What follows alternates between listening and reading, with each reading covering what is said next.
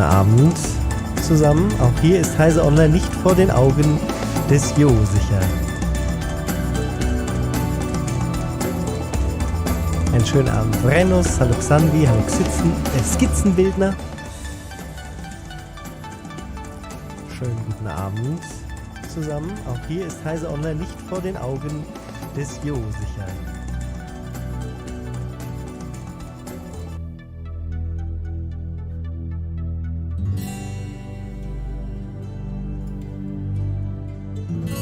So, wir machen einen kleinen Test. 2 Minuten 40 sind es noch. Ich schalte mich schon einmal kurz rein. So, dann könnt ihr einmal gucken, ob das Ganze synchron ist. Hier ist auch der Stream, da sind noch Szenen von den Game Awards drin. 1, 2, 3, 4, 5, 6, 7. Alles synchron, alles gut verständlich. Wahrscheinlich ist die Musik etwas laut, das ist aber kein Problem. Die wird ja dann gleich leiser, wenn ich richtig anfange.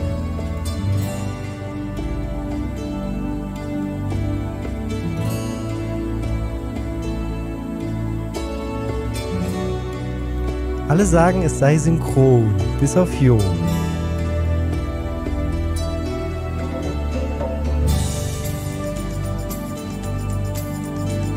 Klatschen Sie bitte jetzt.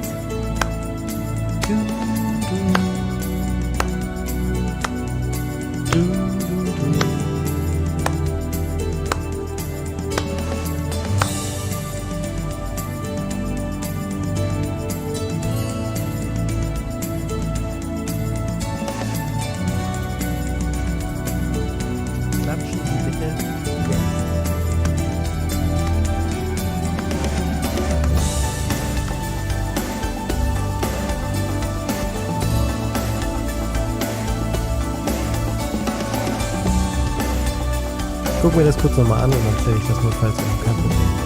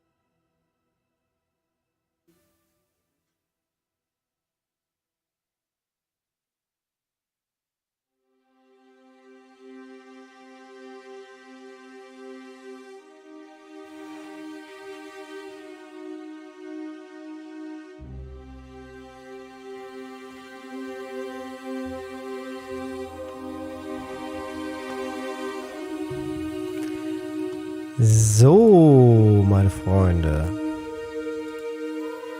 Dann gehen wir hier schon mal live. Ich begrüße euch nochmal ganz entspannt. Es sind noch 5 Minuten. Hallo und herzlich willkommen bei Heise kommentiert das Summer Game Fest. Ich mache die Musik vom guten Chris Hülsbeck ein wenig leiser. Ich glaube, Audio ist synchron genug. Tatsächlich ist es nicht so schlimm wie die letzten Tage, aber noch etwas vorhanden. Ich werde einmal noch reinschauen in die Advanced Audio Properties und dem Mikrofon einen Offset von 50 Millisekunden geben. Vielleicht hilft das. So. Ja, was ist heute zu erwarten? Letztes Jahr gab es ja Elden Ring beim Summer Game Fest, dem E3-Ersatz. Denn die E3 findet ja leider wieder nicht statt in Los Angeles. Und wer weiß, vielleicht wird sie auch niemals mehr wiederkommen. Das heißt, wir können uns schon mal damit arrangieren, dass wir vielleicht die E3 so ein wenig in die Bibliotheken und Archive zurückschieben und das Summer Game Fest etwas größer machen. Ich habe natürlich in Vorbereitung auf den Livestream heute auch mal ein wenig den Google-Traffic nachgeguckt. Das ist bei der Welt noch nicht so richtig angekommen. Also die Leute suchen immer noch wie wahnsinnig nach E3 2022. Was ist mit der E3? Das wollen sie alle wissen. Vrenus wartet auf die E4, sagt er gerade. Und ja, also Summer Game Fest wird das Ganze wahrscheinlich auf lange Sicht aber komplett ersetzen. So, was können wir denn heute erwarten? Das fragt ihr euch vielleicht. Ich habe mir ein paar Notizen gemacht, da gucke ich jetzt einfach einmal drauf. Und zwar wollte ich anfangen damit zu schauen, was gab es denn letztes Jahr und was ist daraus geworden. Ihr seht gerade die Game Awards, die haben damit nichts zu tun. Das ist einfach nur ein bisschen bewegtes Bild von Spielen im Endeffekt da im Hintergrund. Und natürlich könnt ihr auch in die Kommentare schreiben, auf was ihr euch so freut. Da sieht man jetzt zum Beispiel gerade oben im Bild noch das Dune, als es angekündigt wurde, Dune Spice Wars. Inzwischen ja in der offenen Beta, da hatten wir auch ein wunderschönes heise spielt zu. Also letztes Jahr ging es los mit Tiny Tina's Wonderland, diesem Borderlands Spin-Off. Ist inzwischen erschienen, hat nicht die Welt erschüttert, war aber ganz kompetent. Danach gab es Jurassic World Evolution 2. Ja, auch inzwischen erschienen und das ist so ein Trend, der sich so auch durchziehen wird durch die Liste, die wir hier einmal durchgehen. Die Sachen sind inzwischen alle erschienen, das bedeutet auch heute dürften mit hoher Wahrscheinlichkeit Spiele gezeigt werden, die dann auch dieses Jahr noch erscheinen, hoffentlich. Dann gab es Lost Ark. Na, erinnert euch noch, haben wir uns drüber lustig gemacht im letzten Jahr. Hat uns dann aber eher ganz gut gefallen. Das ist dieses Diablo-mäßige gewesen mit wahnsinnig viel Pay-to-Win und Microtransactions und Kram. Aber riesige Welt, sehr ausgereift. Kam insgesamt gut an und läuft auch nach wie vor sehr erfolgreich. Lost Ark. Dabei hatten wir noch rumgewitzelt, Diablo auf Wish bestellt, als wir den Trailer sahen. Ich gucke einmal kurz, ob The Game Awards inzwischen hier mit einem Countdown startet. Jawohl, sehr schön. Beginnt auch schon in 1 Minute 25. Will ich mich gerade noch beeilen. Salt and Sacrifice, weniger gut als Teil 1, ist auch inzwischen erschienen. Solar Ash hat auch niemanden vom Hocker gerissen. Dann gab es jede Menge Games as a Service Updates, nämlich zu Chivalry 2, Escape from Tarkov, New World, Warzone, Rocket League, Overwatch, Paladins, Endless Dungeon, Fall Guys und Genshin Impact. Das wird auch etwas sein. Wir werden hier wahrscheinlich auch was zu Fortnite sehen. Wir werden jede Menge Games as a Service sehen, denn das ist die Industrie heute. Die Spiele laufen länger, es gibt weniger IPs, es gibt ja auch viel weniger Studios. Die gehören alle den großen Konzernen und die Konsolidierung der Industrie geht weiter. Two Point Campus wurde noch angekündigt. Das soll noch dieses Jahr jetzt erscheinen. Das ist der Nachfolger zu Two Point Hospital. Dann gab es Anacrusis, das war so ein 4-Spieler-Crew-Game, so ein bisschen wie nicht Team Fortress, wie Left 4 Dead, man musste so Aufgaben machen.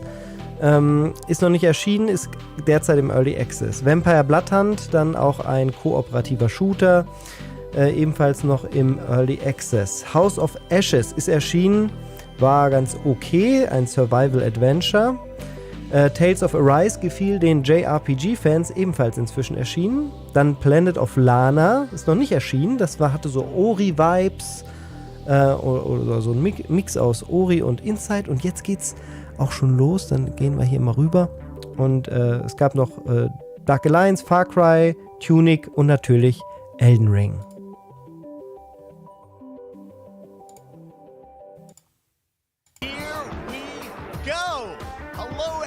I'm Geoff Keighley, and this is Summer Game Fest, a live showcase of what's next in the wide, wide world of video games. We are live here in Los Angeles, so whether you're streaming from home or watching inside an IMAX theater, welcome to our showcase event. Over the next few hours, we'll give you updates on the games. 3 Stunden geht das Ganze, wenn wir danach noch das Zusatzevent nehmen, das entscheiden wir noch. A few surprises along the way too. Now, what I love about this show is that it's a true cross-industry showcase. Whether you play on Xbox, PC, PlayStation, Switch, or mobile, we'll have games for you. It doesn't matter your platform of choice. We're all here to come together as one community that simply loves the art of amazing video games. The biggest franchises in the industry are here, like Call of Duty, You'll get introduced to exciting new worlds Lauter and bitte, alles teams, klar. and we'll make room for small independent developers who we think deserve the spotlight too. If we do this right, hopefully you'll discover a few new games to put on your wish list. Oh ja, er macht ja schon Understatement. Er sagt, insgesamt wird es nicht so bombastisch wie die letzten Jahre, aber es gibt nicht nichts. Es werden Neuankündigungen da sein. Noch lauter oder geht's so? Oh, wir fangen an mit Street Fighter 6, wurde letzte Woche angekündigt. Street Fighter 6 is coming in 2023, and right now we're excited to officially confirm a character coming to the game and show you the exclusive first gameplay footage. Enjoy. Oh, erstes Gameplay, sehr nett.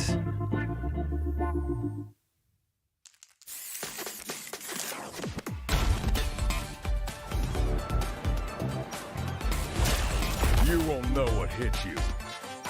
Let me have some fun. Let's get this mission started. Oh, geil. Noch lauter?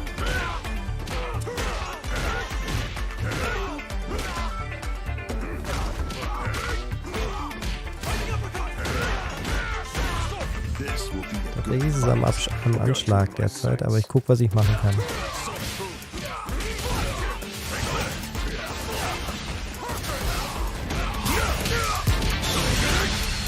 So, jetzt ist es aber eigentlich genauso laut wie meine Stimme. Ich hoffe, ihr könnt noch alles gut verstehen. Miki findet das Gameplay geil. Wir sehen hier seine klassische Stage mit dem Flugzeugträger im Hintergrund. Wir sehen auch schon, dass es mehrere Anzüge geben wird für die Kämpfer. Hier der berühmte Somersault Kick. I'm just on another level.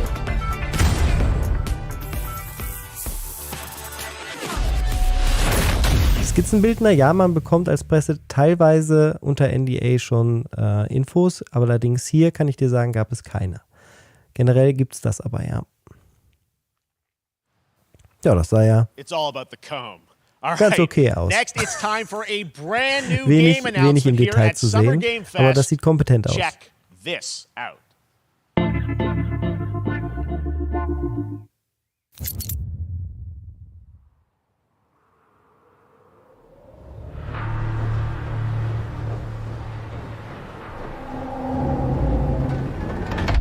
Sergeant Leo Alvarez of the CM-Leth Recon Squad. Our mission was to enter the Tantalus base, locate the ComSat relay, and bring it back online. We found the relay, but there was a problem. Get that door closed now, Private. Close that gate. Nothing gets in here. Ray didn't make it. At least it's in one piece. Willis, take the lead.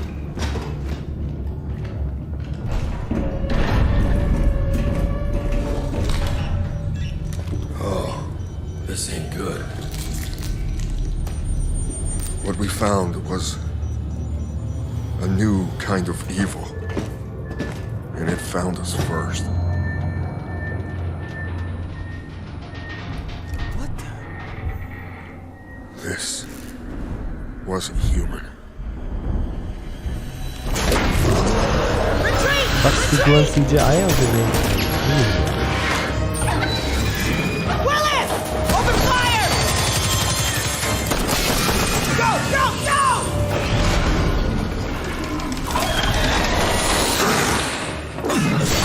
Alvarez, through that door!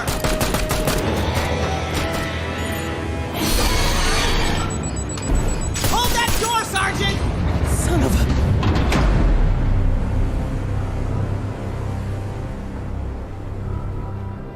I don't know what I saw in there.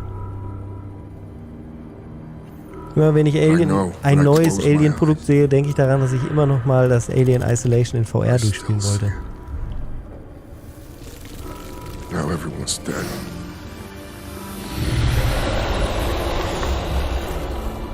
And someone needs to know.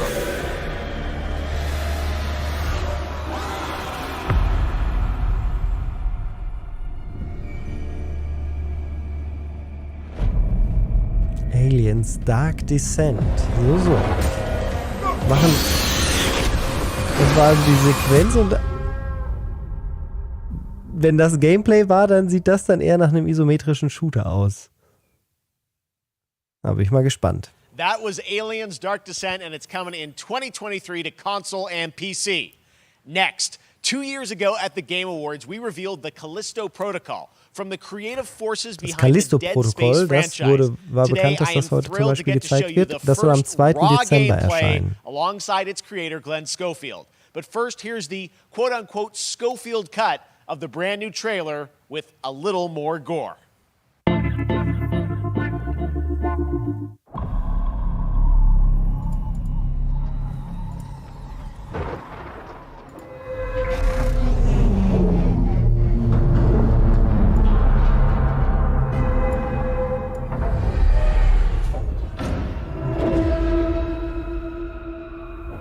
Take a look outside. Did you know that they call Callisto the Dead Moon? Dead. Just like you would have been if I hadn't fished you out of that wreck. So whatever you're holding on to right there, that's your old life. You gotta let that go. Because your new life is entirely in my hands. I'm just trying to give you a chance at rebirth.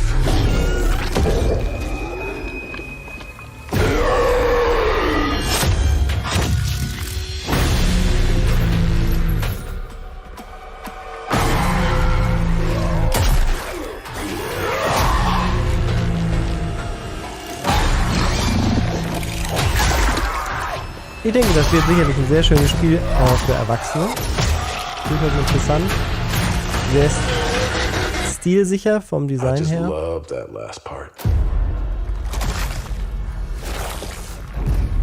Im Endeffekt nicht so weit weg von Alien.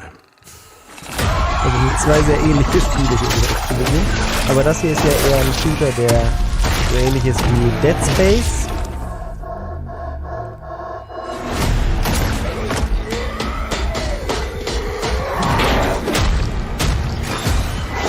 Sehr viel Dead Space.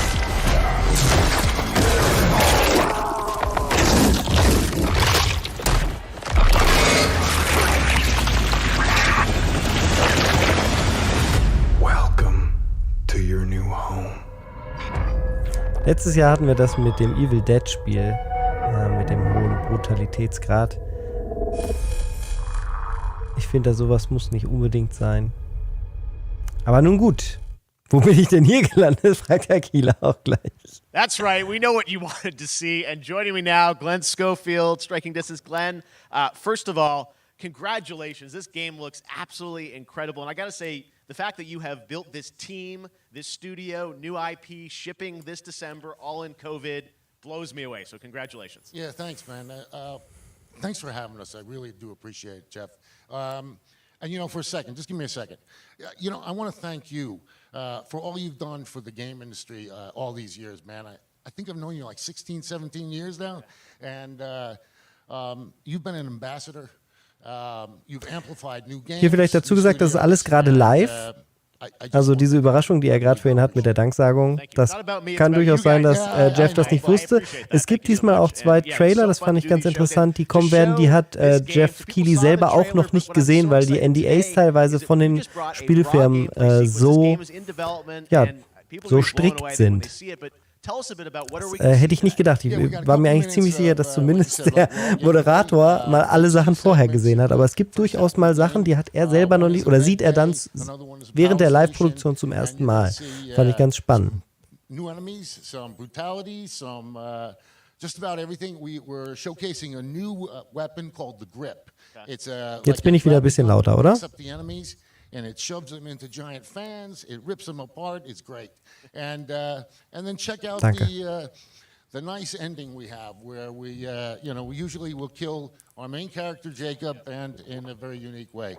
And just for a second, I want to thank the team, man. Like you said, through COVID, through everything else, the dedication, the hard work. Sehr emotionale Rede hier von Herrn Schofield. Glenn, I gotta Der say, ist again, mit what Herz you und guys are Seele shipping dabei. this year, this looks like a world-class next-gen game.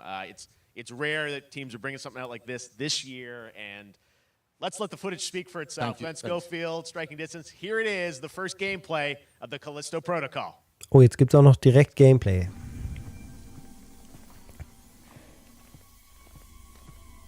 Das sieht so stark nach Dead Space aus.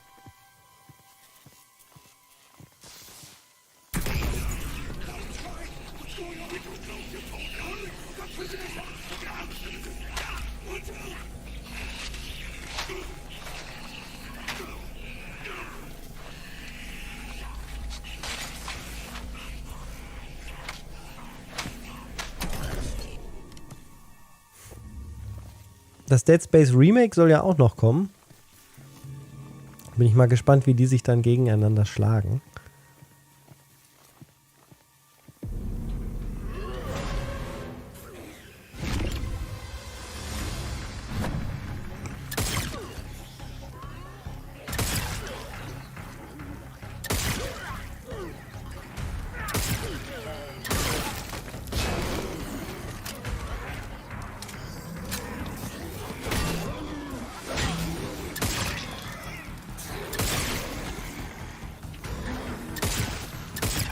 Hallo Markus.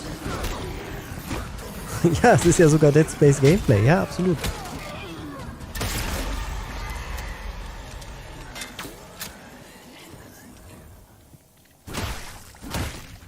Und das ist auch 1:1 Dead Space.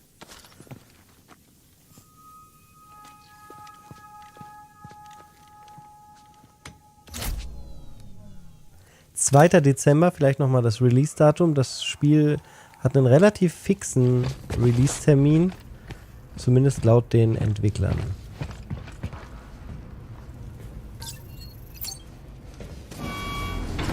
Guten Abend, Captain Future.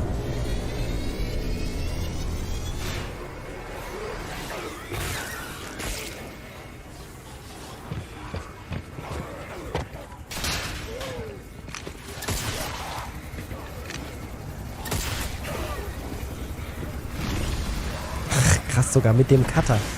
Das ist schon irre.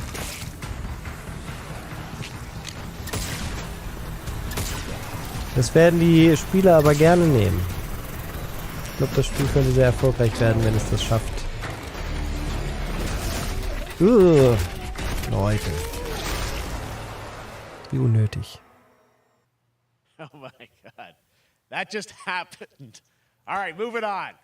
This October, Call of Duty Modern Warfare 2 arrived. Vielleicht war das ja einer der Trailer, die er nicht gesehen hat. Returning to its roots for a modern-day action game, and today we're about to show you the world premiere of its gameplay with a level playthrough. Unangenehm, Tell wenn us das more. passiert. Let's head to the port of Hallo Long Andi. Beach to check in with Johanna Ferris, the head of Call of Duty. So, jetzt kommen die Updates zu Call of Duty. Da kommt ja das Modern Warfare 2. Hi everyone. In 2019, Modern Warfare changed everything. And on October 28th, we usher in a new era of Call of Duty with the launch of Modern Warfare 2. We are back, we are bigger, Möglich, Frenus. Das halte ich nicht für unwahrscheinlich. Vielleicht hätte er dann gesagt, nee, das machen wir nicht. And of course, Ghost. We needed a stage big enough to debut Call of Duty in a whole new way, inspired by the world we're about to enter. Oil rigs, cargo ships, and staggering odds are just the beginning. Here is Modern Warfare 2.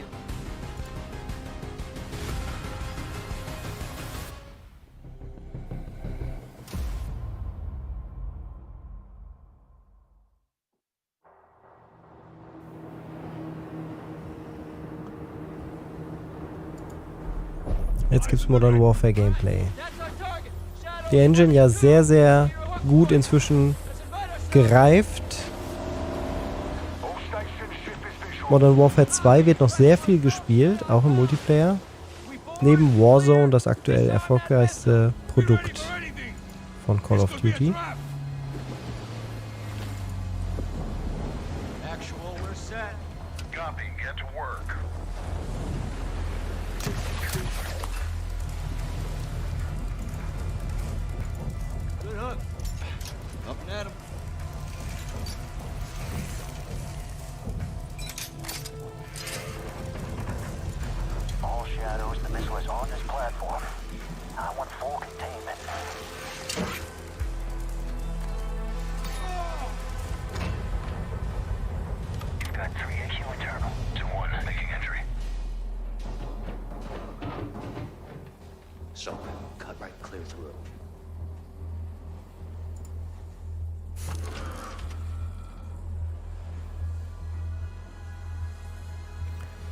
Die Szenen, die hier zu sehen sind, werden wieder in dem sogenannten Realismus-Modus aufgenommen sein. Da wird das HUD dann komplett ausgeblendet. Der Spieler muss sich dann selber merken, wann er nachladen muss. Ist eine immersive Geschichte. Funktioniert im Vorgänger überraschend gut. Macht das Ganze natürlich auch sehr viel schwieriger. Die einzigen Overlays, die übrig bleiben, sind, habt ihr ja auch gerade gesehen, wenn die Tür aufgemacht wird, das Knöpfchen drücken und die Untertitel bei den Funksprüchen.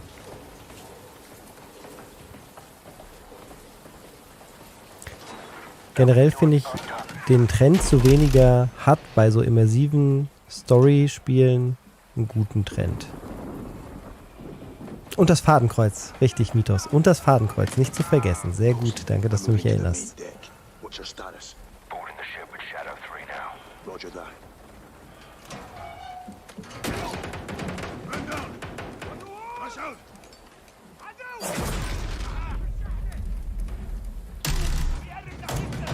Wieso sind die Kollegen denn da reingegangen, ohne den vorher wegzuhaben?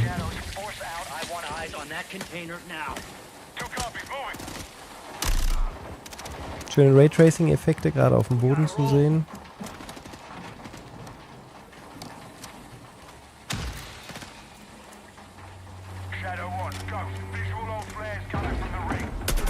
Ein Remaster ist es auf keinen Fall. Es ist, wenn dann eher ein Remake oder ein Reimagining.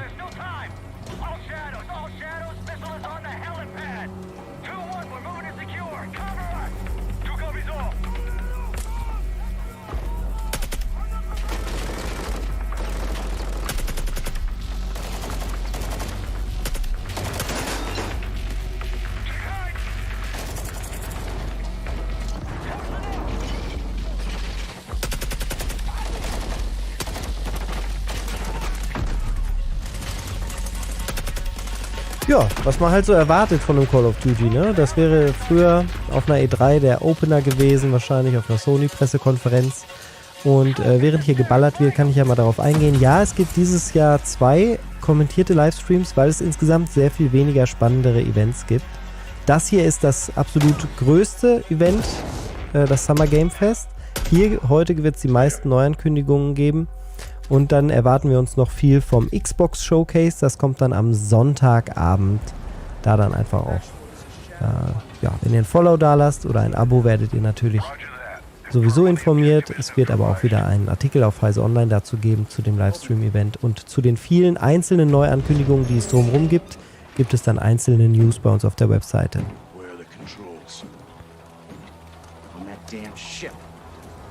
Was ist ein Reimagining? Fragt Bogomil. Meiner Meinung nach ist das sowas wie das Final Fantasy VII Remake. Wenn dann doch sehr viel mehr geändert wird, als man denkt, dann kannst du es eigentlich nicht Remake nennen. Nichts von Sony oder Nintendo. Nein, Sony hat das State of Play schon hinter sich. News dazu findest du auch auf Heise. Und Nintendo hat derzeit kein aktuelles Event angekündigt. Da soll auch noch was kommen, wahrscheinlich bis Ende Juli, aber ein festes Datum gibt es da noch nicht. Und alle anderen Publisher sind hier dabei. Capcom ist am Montag, glaube ich, dabei, macht sein eigenes Event, aber das ist, glaube ich, nicht sinnvoll, nur das Capcom-Event zu kommentieren. Ich werde es mir auf jeden Fall angucken. Das sind dann Sachen, die ich vielleicht auch spontan auf Twitch laufen lasse, aber da wird es dann kein YouTube-Event für geben.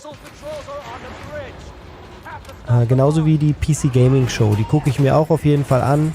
Die gibt es dann nach dem Xbox Showcase am Sonntag. Wer da auf Twitch einfach dranbleiben will, kriegt da dann auch den noch kommentiert. Aber die großen Events sind, wie gesagt, heute. Und Xbox beziehungsweise Microsoft mit Starfield. Relativ sicher, wer weiß, vielleicht sogar Elder Scrolls, wir gucken. Ein Gerücht besagt sogar Diablo 4, da glaube ich nicht so richtig dran. Das soll es dann Sonntag geben.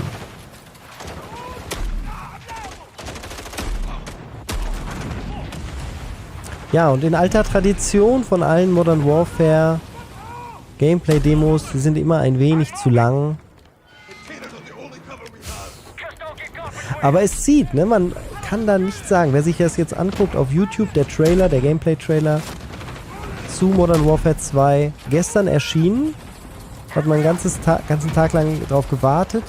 Dann hat man ihn sich angeguckt und dachte so, yo, halt so ein Call of Duty Trailer. Nicht schlecht, also professionell gemacht. Und bereits heute trendet der Trailer auf YouTube auf Platz Nummer 2 und ist 18 Millionen Mal aufgerufen worden. Also gegen diese Zahlen lässt sich schlecht argumentieren. Ne?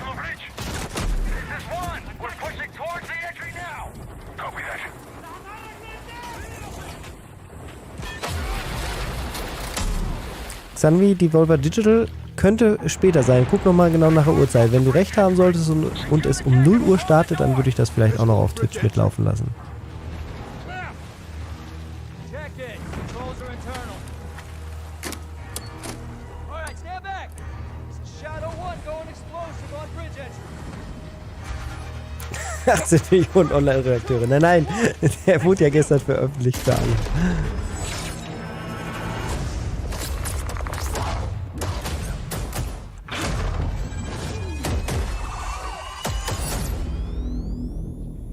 Pre-order now and get early access to the open beta. That's what we're talking about. And joining us now, up from Long Beach, Johanna, great to see you. How's everything? It's great. Abend plus mit. Great to have you with us, and also Jeff from Infinity Ward. So we saw the first gameplay. Thanks for that extended sequence. Looks incredible. Jeff, tell us a bit about that mission. Where is that set in the game? What are we seeing there? Absolutely. So first of all, we're really excited to welcome back Captain John Price and Gaz Garrick. You know, they're not actually in what we just saw today, but they're returning members from 141, and then the other two characters that you may recognize from the older Beliebte Charaktere, die zurückkehren, wichtig für die Verkaufszahlen. Ghost Riley and of course Soap John McTavish. Xanvi, dann, wenn das so ist, dann machen wir das heute Nacht auf Twitch. Könnt ihr euch drauf verlassen.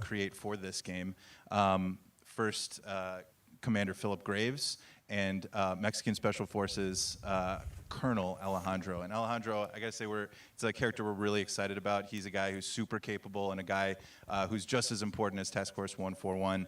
But as far as the level's concerned, you know, I got a shout out to IW. You know, this was a tremendous collaboration across all of the different disciplines. As you saw, everybody coming together, some really motivated devs here. And, you know, you saw the wind and the animations and the awesome sound design. And of course, our new water tech, which is actually pushing the boat in different directions. It's creating a physically dynamic environment, allowing for the cover you were seeing. In certain cases, you could be behind cover, and then suddenly that cover would shift and leave you exposed, but it also leaves the enemy exposed, creating this emergent gameplay. So again, I'm very excited. Just can't wait I'm so excited that we get to show it off today. And that's just a hint of where things are going to go. Johanna, tell us a bit about Call of Duty overall. Modern Warfare 2, obviously, you know, Warzone ist ja auch großes Thema. Das ist der Arena Shooter, das PUBG-ähnliche Gameplay, wo es darum geht, als Einziger am Ende zu überleben oder auch als Squad zu überleben. Es läuft ja auch sehr erfolgreich. Incredible rendering, incredible graphics, all the things just within the game itself, built all on one shared engine now across Warzone and Modern Warfare 2 going forward. Of course, there's a lot of chatter and interest. Gleiche Engine, gleicher Client. We're affectionately calling it Warzone 2.0. Und Warzone wird die Versionsnummer 2.0 bekommen. Warzone for current existing players as well. So we're going to sort of feed the entire community there. But all eyes on the 28th. And again, I think the collaboration's just been incredible. Everybody's so excited for Task Force 141. Warzone coming to mobile as well for players on the go. Warzone kommt auf Mobile, auch ein großer Push. Allgemein Mobile Gaming gerade wieder in einem kleinen Trend. Wo die Leute wieder rausgehen und nicht mehr am Desktop-PC zu finden sind, geht Mobile Gaming auch mal wieder hoch. Ganz spannende Geschichte. some chatter about maybe seeing high-rise and other elements, but we will get into the details of Warzone 2.0 for sure. It will be an extension of the Modern Warfare 2 universe, so all the more reason why we think this game, this moment is such an Jetzt habe ich gerade, während sie nicht so wichtige Sachen gerade sagt, ja gesagt, dass es immer noch sehr, sehr erfolgreich läuft und sich sicherlich auch noch finanziell gut lohnen dürfte für Activision. Man darf dazu aber nicht vergessen, die Call of Duty Verkaufszahlen sind immer weiter gesunken und sind derzeit auf einem historischen Tiefstand seit über 10 Jahren. Auch das noch zur Vollständigkeit halber. With a sequel over 30 years after its first release. I loved this game when I was growing up, so I'm honored to share this very first look. Gar kein World Premiere diesmal. Oh!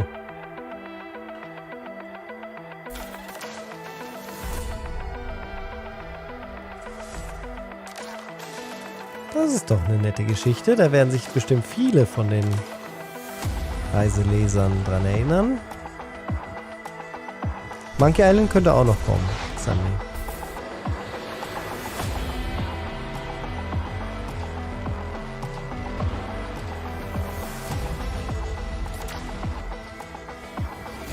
Man konnte sich nicht nur zweidimensional, sondern auch leicht nach vorne und hinten bewegen.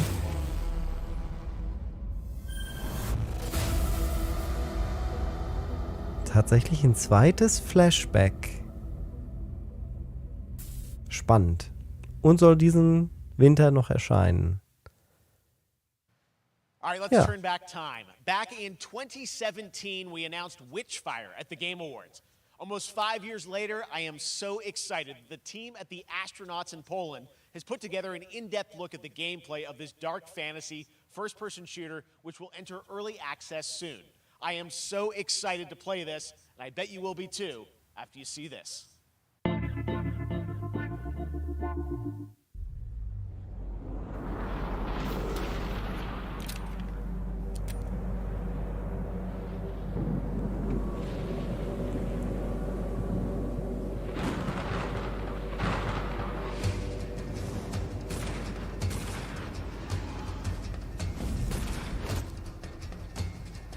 Fehlt auch wieder das HUD.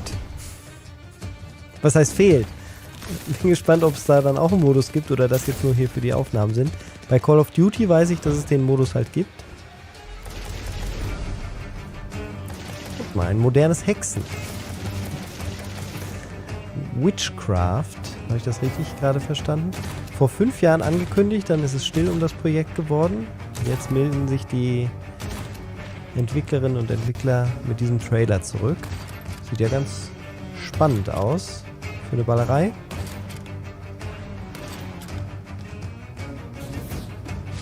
Schöne Texturen hinten.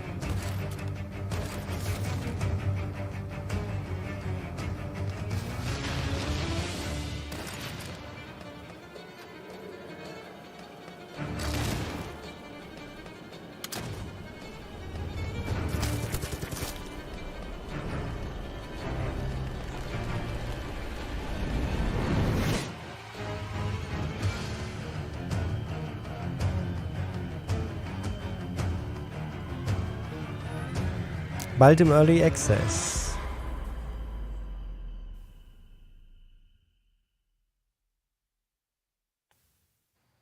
Okay, next up comes an ambitious new game from a new independent studio in Europe, starring some very familiar names. Enjoy this world premiere new game announcement.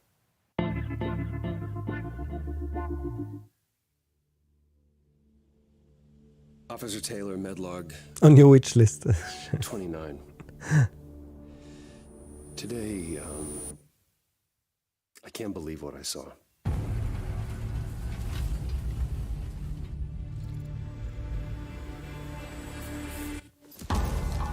Solis, everything okay in there?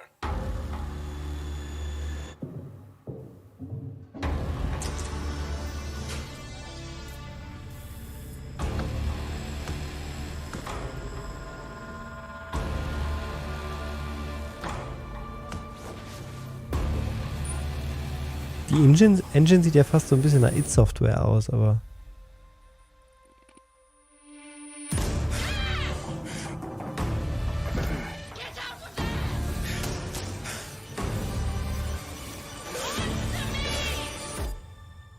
Ja, das Spiel hätten sie nicht nach den ersten beiden zeigen können. And I need to find out what it is. Fort Solis.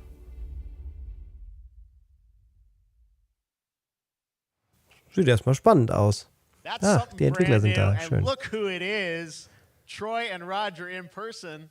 Guys, this is so fun. The fact that you're working on a game together. What a cool team up. Welcome to the show. Good to be here. I got to ask you guys, who are your characters in this game? Well, I get to play a character named Wyatt Taylor, who's a medical officer who's stationed at this base, Fort Solis. And it's the Troy Baker kennt, glaube ich, viele von seinen Synchronarbeiten. And of course, my character will be at times in opposition with Roger's character. The battle we've been waiting to see. Everyone's yeah. Oh man, we can't wait to show you what we've been working on. And by the way, Jeff, this looks awesome, man. It's so great to be here. Thanks for having us. It's so great that you're in another game. I mean, it's feeling this is your first game since Red Dead 2. One of the first major ones for a while. And I play a character by the name of Jack Leary. He's a maintenance engineer on a remote Martian mining post. Okay. His job is to make sure that none of the equipment breaks down while it's on their graveyard shift. The graveyard shift meaning Mars and Earth are really far apart from each other and their orbits around the sun. So help is not a simple call away. I got to ask, I think a lot of people will see this thing and they'll probably wonder, you know, it's a new team, right? You know, independent studio in Europe that's making this, but with huge production In values. Europe. Können Sie nicht mal das Land dazu sagen? Tell us a bit about the background. I will say that 2020 to me was the most impactful year for games. It was the first, I mean, obviously we had this unprecedented event with the pandemic and that forced the way that we looked at everything as a society, but also the way this industry functioned. But it was also brand new consoles. We had more tools that were being made available that were leveling the playing field between like the AAA studios and the indie studios or the AAA studios.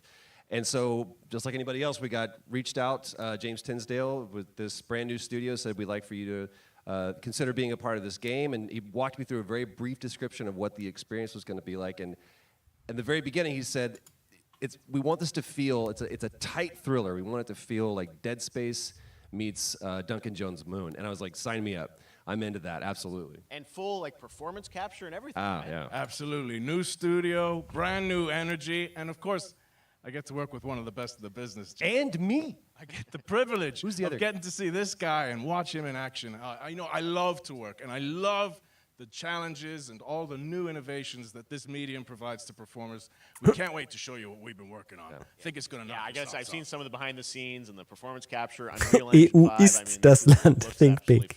Ja, das ist der Synchronsprecher von Arthur aus Red Dead Redemption 2, der Rechte. Den linken kennt man aus zu vielen Spielen. We'll be showing you more later on, but this is a game where you as the player, you're going to be exploring, you're going to be discovering. Like we said, it's a very tight thriller. So you're moving very fast-paced through Musste sich eben auch zusammenreißen, dass er den Titel nicht gesagt hat. Da hat Jeff ja gefragt, das ist dein erstes Spiel seit... ja, genau. Any resources on the performance for sure. I got to tell one quick story, if I can. That was one of our favorite moments. There is a lot of action in this game, and that was at the forefront of this. And to speak to the performance capture aspect, we brought in an incredible, I got to give him a shout out to Nathaniel, our stunt coordinator, who walked us through and really approached this in a completely different way than anything I've ever done before. And he says, I want to know the story of this fight. And so Roger and I sat down, we said, these are who our characters are. And he goes, give me 1 hour and I will come back to you with the story of this fight. And after an hour, he comes to us and he goes, it was like a recovery program. It was 12 steps. And he walked us through this incredible fight, and about halfway through it, I started tuning him out, and I was like, hey man, I just want to let you know I've got no ego about this, but I can do a lot of things, but I can't do this. And he grabbed me by my shoulders and he says, oh, you can, you will, and it's going to be glorious. And we did. It's like a dance. There was a lot of Kann sein, dass Jeff Red gesagt hat, ja. Big stunts. I mean, this is so cool to see. Aus Warschau, okay, in Polen. Und Liverpool, UK. Danke, Tobitz85. Happy to be here. Thank you. All right, appreciate it very much, guys. All right, well, next up, Hallo, keeping up with the Surfx. space theme, it's time to world premiere a very exciting new game, which will feature a musical score by industry legend Mick Gordon. This one is going to grab you, and we are so honored to debut it.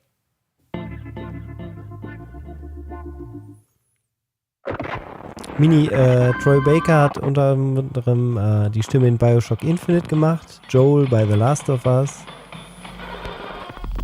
Bei Uncharted hat er, glaube ich, den Bruder gespielt. Sehr, sehr, sehr, sehr viele Franchises.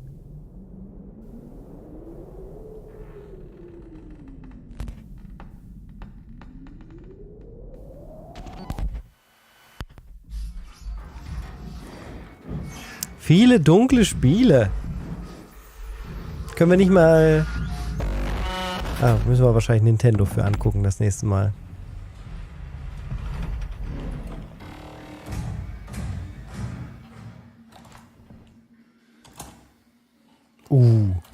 Wieder so ein Dead Space Feature. Der 2022 ist das Jahr des Dead Space Einflusses final.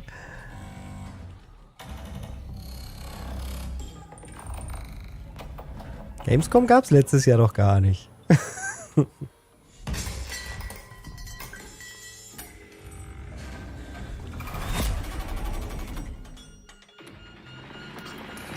Es wird ein dunkler Sommer, sagt Morellos. Routine. Aber es sind Neuankündigungen oder auch zum ersten Mal vernünftige Szenen zu spielen. Doesn't that look great? That was Routine coming to Xbox and PC. It was first announced a decade ago and is now officially back. I can't wait to see more. Now it's time to check in with a very special guest who's been in his fair share of video games, including most recently Fortnite as the foundation. Dwayne Johnson, welcome to Summer Game Fest. How are you? What's up, everybody? And what's up, Jeff? Ich dachte, er sollte doch vor Ort sein. Summer Game Fest audience is live streaming right now around the world, and everybody inside the epic IMAX theaters. Dwayne Johnson here, coming at you from my Iron Paradise, the very hot and sweaty and smelly Iron Paradise, powered by, of course, Zoa Energy, the #1 fastest growing energy drink in the game. You guys know me by a lot of nicknames. The Rock, La Roca in Spanish, Uncle Handsome, sexiest man alive, big drink energy. Always room for a cheesy joke. There's always room for the extra large cheese pizza, especially when I'm delivering, and I deliver them often. You guys also know me as the greatest and most electrifying surprise in gaming that happened. You know me as the Foundation. And I gotta tell you guys, #1, thank you so much for the crazy response of me becoming the Foundation, but also, I gotta say that, you know, I've had such a pleasure. Ich würde ja gerne in Fortnite die neue Season mit euch mal reinschauen. Hättet ihr daran Interesse? Ich weiß gar nicht, wer von allen aktuellen Zuschauerinnen und Zuschauern hier im Heise Online Stream spielt Fortnite. Black Adam, as millions of you know around the world who know the Black Adam mythology, he is ruthless, he is unstoppable. And for those who don't, I always like to say a quick tutorial is this. Black Adam has the powers of Superman, but the only difference, well, there's a few differences, but one of the biggest differences is Superman's weakness is magic, and Black Adam's, one of his superpowers, is magic. So you do the math. Okay, ganz viel nein, nein, nein, nein. Nee, hab's vor 2 Jahren mal angeguckt. Nee. Würdet ihr denn gerne mal sehen, wie es ist, wenn jemand wie ihr es spielt und ob es Spaß macht und ob es gut ist? Und euch da einen kleinen Überblick gibt? Nein, danke, direkt. Nein, nicht. Bleib bei deinen Sachen. Oh mein Gott. So until then, stay healthy, stay safe, stay focused, keep having fun, keep kicking ass. Kein Kinderspielchen. And I'll see you down the road. This is Black Adam. Gibt ja jetzt auch den No-Building-Mode, sodass man nicht mehr die Sachen bauen muss, sondern das Ganze wie ein relativ traditioneller Shooter spielen kann. Die Rentnergang in Fortnite, das kann was werden. Letztes Jahr gab es auch irgendeinen Movie-Trailer beim Summer Game Fest. Ich erinnere mich jetzt gerade nicht mehr genau, welcher das war. Ach, doch, Sonic. Der zweite Sonic. You can be the destroyer of this world. Or you can be its savior.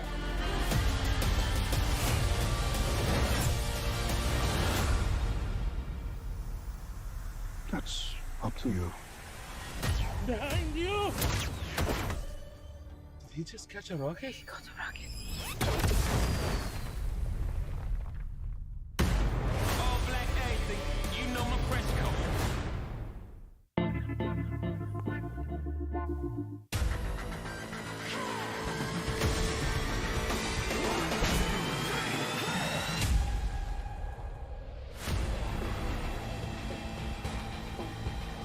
Ein Add-on zu Outriders.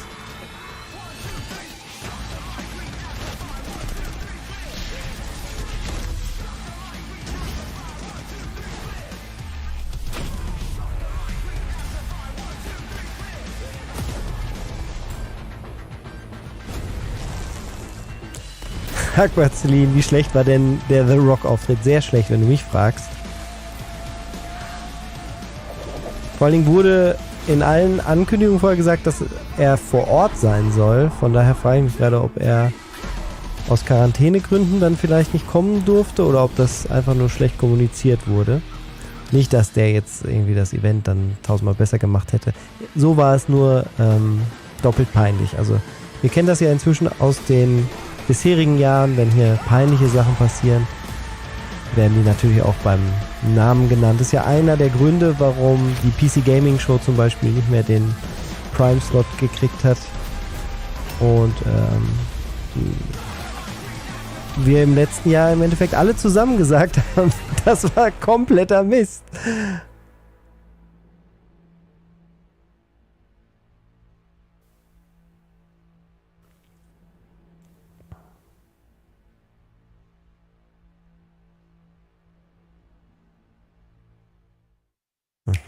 Oh, was Neues für Nintendo Switch.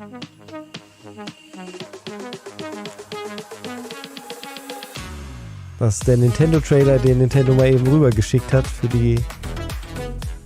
das Summer Game Fest. Die Capcom Fighting Collection wurde auch gerade angekündigt. Das neue Xenoblade Chronicles, Splatoon, dann Mario Strikers, das sind die Sachen für dieses Jahr für die Switch. Schnell abgehandelt.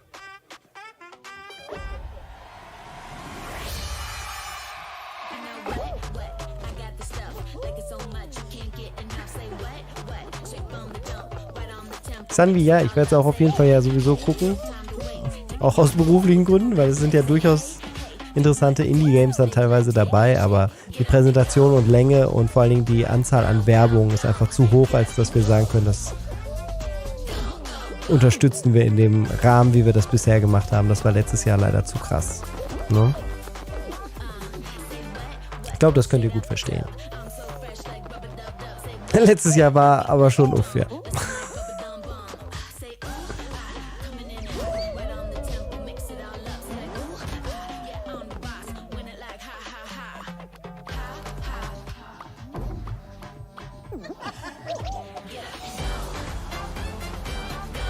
Nächste Games as a Service Update. In diesem Fall für Fall Guys. War eigentlich nur Werbung, ne? Gab jetzt gar keinen Inhalt, der Free for All Season 1 nochmal ein Reboot. Courage and Ray in that Fall Guys piece, and you can play and download Fall Guys for free starting June 21st across all platforms, including Nintendo Switch, Xbox, PC, and PlayStation. Nach einem anfänglichen Hype doch recht ruhig geworden um Fall Guys. Jetzt versuchen sie es mit der Free-to-Play-Formel.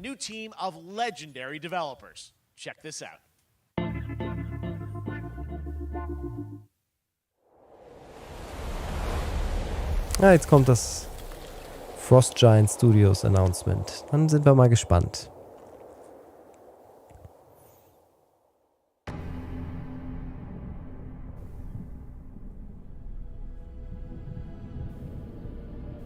Mit ruckelndem Trailer. Discovery, this is Command. Storm's in your way. Prepare for extraction. Signal's breaking up. Command, I'll do one last scan. See you soon. Over.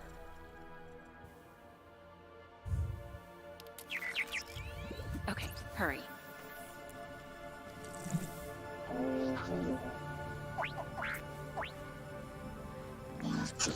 Das Ding ist doch aus Destiny, oder nicht?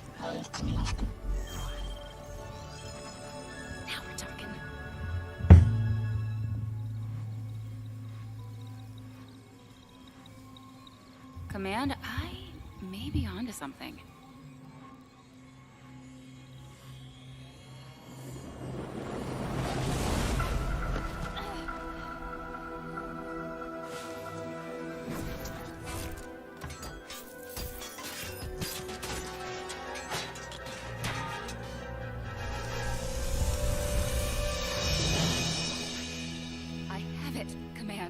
Repeat, I have it. Mission accomplished.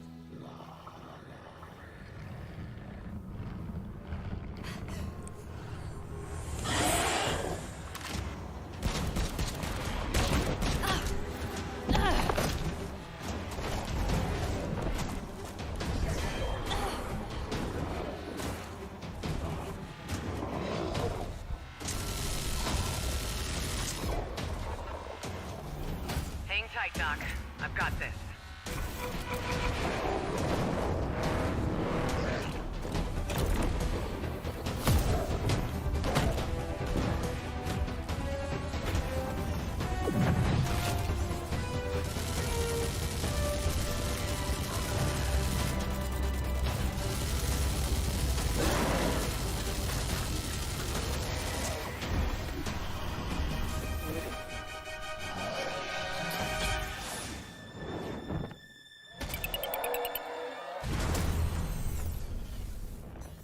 Glad you could make it. We gotta move.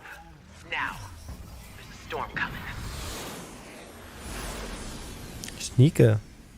And hell's coming with it. Stormgate. Oh, 23er Beta. Das Mech-Design kam mir extrem bekannt vor. Wie aus so einem alten Konami. There you have it, Tim. Congratulations. Stormgate is real. We have a name and some details. So, first of all, congratulations on this announcement. We're so excited about the return of RTS, brand new franchise. What is a Stormgate, though? All right, so Stormgates are portals that open during a massive solar storm that unleash the infernal host on future Earth. Okay. And we saw some hints of some, I mean, you know, you guys coming from Blizzard and StarCraft, everyone wants to know about races. You know, tell us about the sides in this RTS game. Yeah, we're unveiling our first 2 factions today, but there will be more. Okay. So the human resistance Ex-Blizzard-Entwickler, die gerne wieder ein RTS à la StarCraft und Co. machen wollen. Cinematic, and then also the infernal hosts, who are these demon-like monsters who come from another world. I think one thing everyone wants to know about, especially your background pedigree of the team, you know, where do you want to push the RTS genre? It's something we've all loved for decades, but, you know, opportunity for a lot of innovation.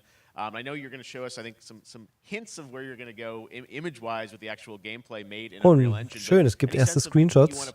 Da bin ich mal gespannt. Absolutely.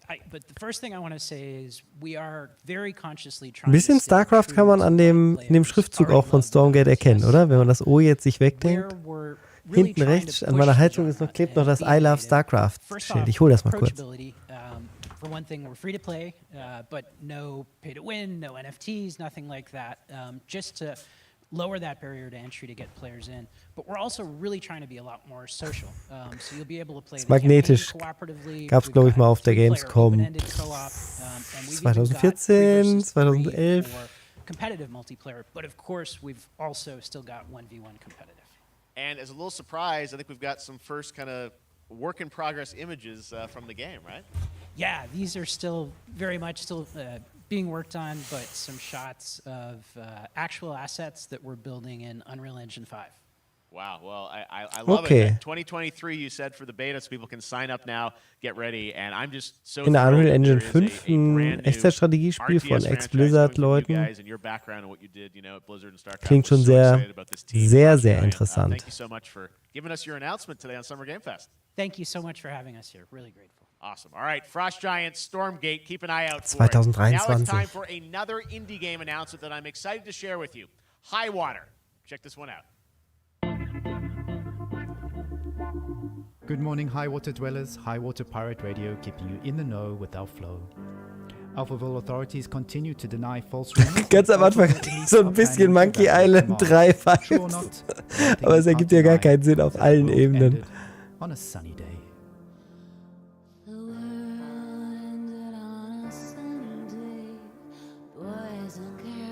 Ach, cool. Noch mehr Postapokalypse. Diesmal in bunt.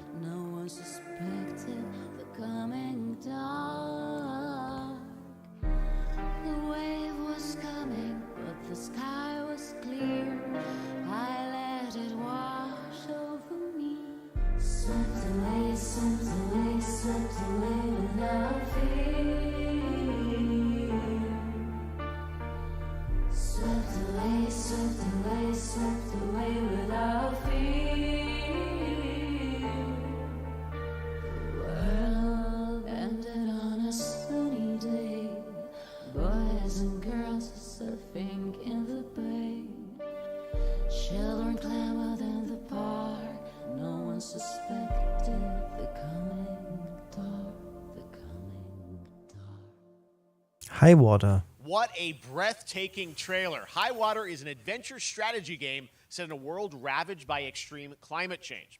Now, speaking of the world around us, Cooler Stil, ja, gefällt mir auch. Ukraine is not far from anyone's mind, and it's impacted the development of games, including Replaced from Sad Cat Studios, a Belarusian studio with devs from Belarus and Ukraine.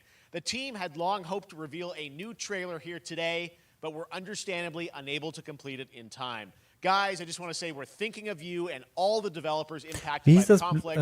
Ex-Blizzard-Spiel doch gleich? All right, our next game is an official selection of the Tribeca Games Festival. It's American Arcadia, where you play Trevor, whose life is being televised with the viewing population constantly voting you up or down. When you become unpopular, you need to start running for your life. Check this out.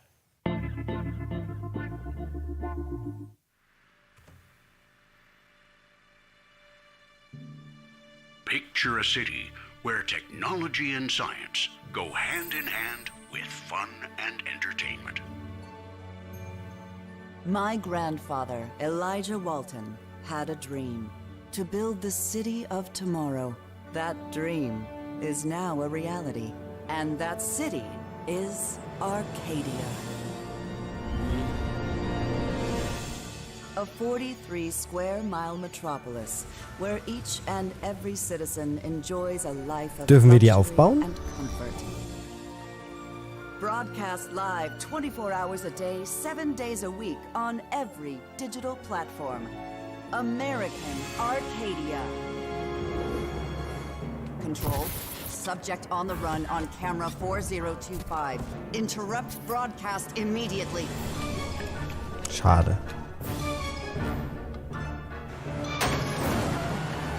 Aber auch wieder stilsicher. Listen to me. We can't allow Trevor Hills to escape under any circumstances. Trevor. Trevor, can you hear me?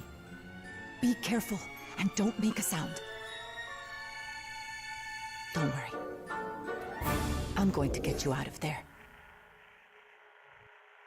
Ein bisschen auch so wie der Film mit Jim Carrey, Truman Show. Apparently we've made it to the beach. Next up is a sequel we've all been anticipating for a long time. There's Trouble in Paradise, and watch out, you don't want to get bitten. After many years of rumors, we finally get an update on this much anticipated sequel.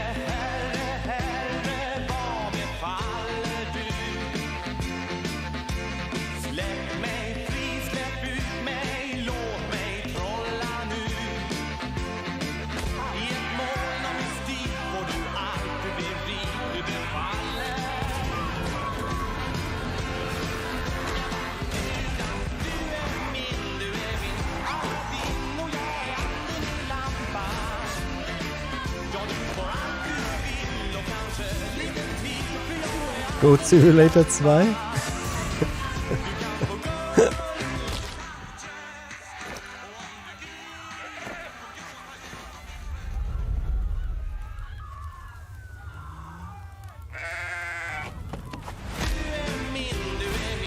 3.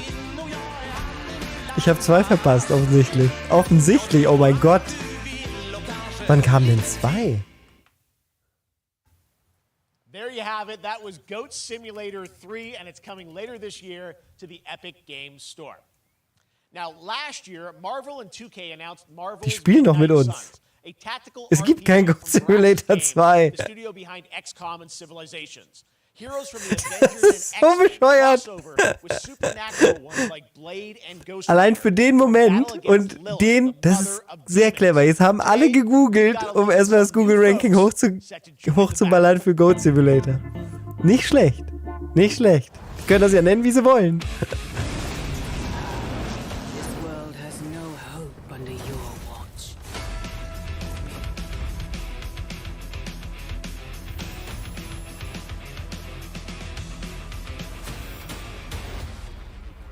Oh, ich erinnere mich, das neue XCOM wird ja mit Marvel-Lizenz.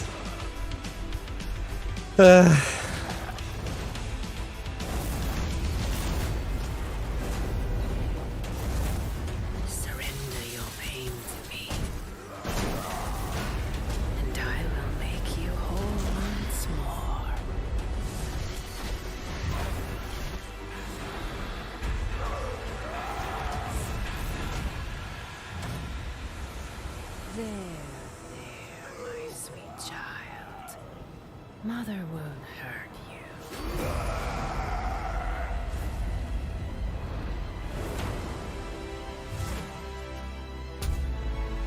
Typical Parker luck. I'm gonna need some backup.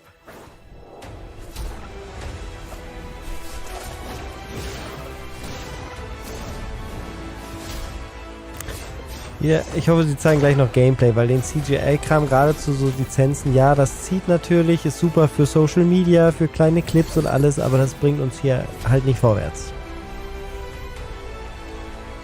Ein neues Alpha Centauri von denen wäre nett, Brennos, da sagst du was.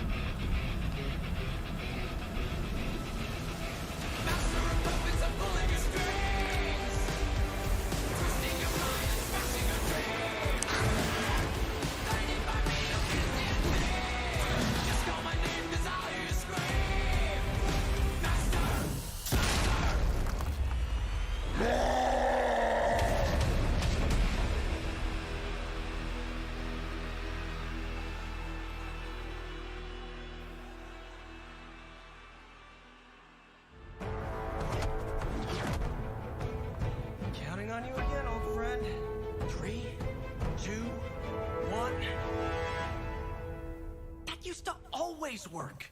Well, it did that one time.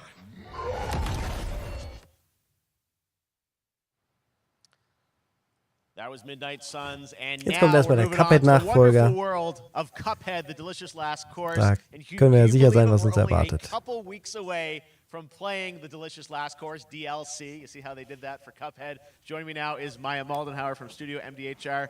So first of all, Maya, it's really coming? It's really coming June 30th on all major platforms. We are thrilled. Well, I'm so thrilled too that I think all the fans can't believe that this is here. And I've been lucky enough to play this actually on my Steam Deck last week, and you guys gave me a copy. I can't. People are not going to be ready for how amazing this looks and the backgrounds and what you guys have done. I feel like you've amped up, obviously, the gameplay. It's difficult, as we would expect, but the visual look, you guys have taken it even to the next level, which I didn't think was possible. Yeah, we absolutely did. I couldn't pinpoint one thing that we're proud of in this because we really honed our craft, took everything to the next level from animation, the backgrounds, the music, gameplay design, and of course, our new playable character, Miss Chalice. I'm very proud of her.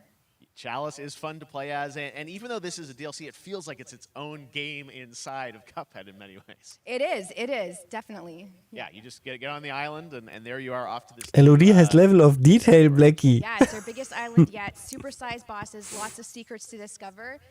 Don't let any rock go unturned. Yes, and lots of challenge ahead. Well, I know you brought. I know you don't want people to necessarily have too much spoiled about the game, but you brought a little something. For people. A little something, yeah. It's brand new gameplay footage of one of our new bosses, Mortimer Freeze. It takes place in an icy arena and features some of my personal favorite attacks and transformations. We hope everyone enjoys it. All right, let's check it out. Cuphead, the delicious last course. Next smile. Lord of Destruction, Brennos, ja.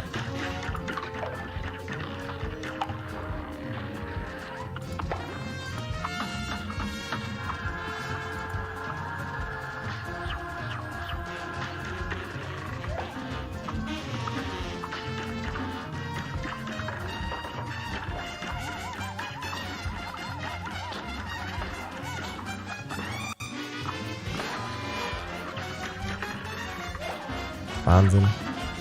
Der Look ist so perfekt. Deswegen dauert das auch immer so ewig, diese Dinger zu machen. Krieg ich direkt wieder Lust, den ersten doch nochmal auszuprobieren.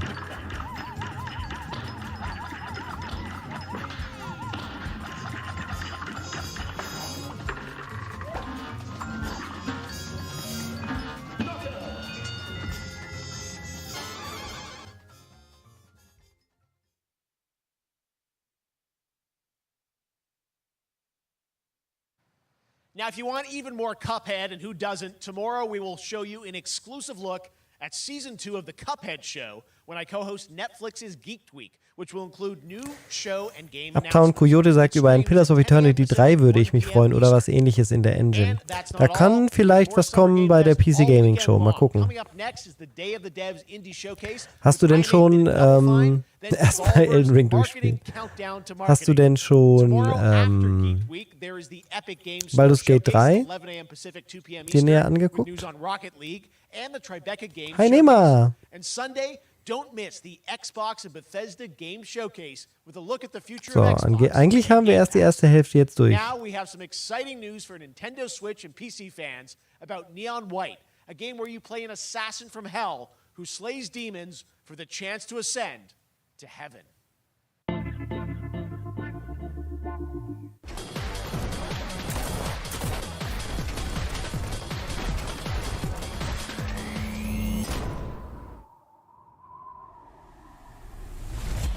We're called neons. Sinners plucked from hell to do God's dirty work. But I'm finding it hard to believe we're in heaven.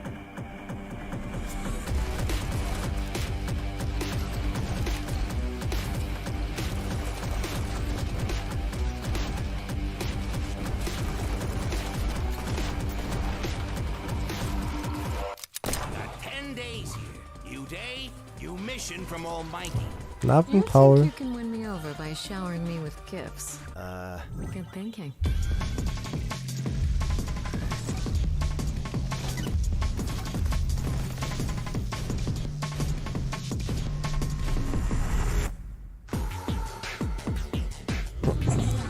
Also wer unbedingt ein Spiel haben wollte, das er nächste Woche spielen kann, das geht mit diesem hier. Sah ganz interessant aus, muss ich sagen. Lots of games today made by huge teams. Now it's time for a game made by a single father in Poland. Over the past year, he's brought on some help to bring his vision for a fast-paced action game, Midnight Fight Express, to life. Let's take a look. Ein einzelner Pole. Ach, das Ding. You know the saying. Get knocked down, get up again, that whole spiel. Well, it's time, partner. Time to rise up. Mir fällt der Filmtitel gerade nicht ein, der das Ganze hier inspiriert hat.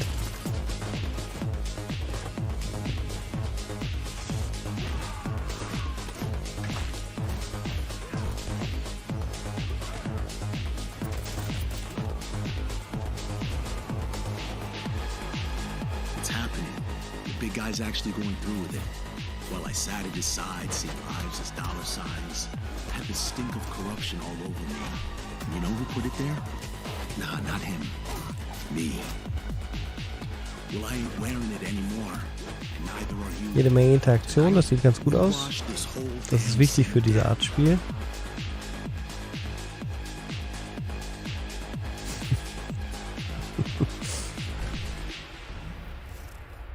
Ja. Kommt heute noch Ron Gilbert? Ich hoffe es, Bogomil. Such a cool game, and I'm happy to announce that a PC demo of this game is going live right now on Steam and will be part of the Steam Next Fest next week. I really want more playable games to get in the hands of you guys at home, and that's one of them. Check it out. All right, joining me now is Megan from Digital Extremes to talk all things Warframe. 4711, Megan, how you doing?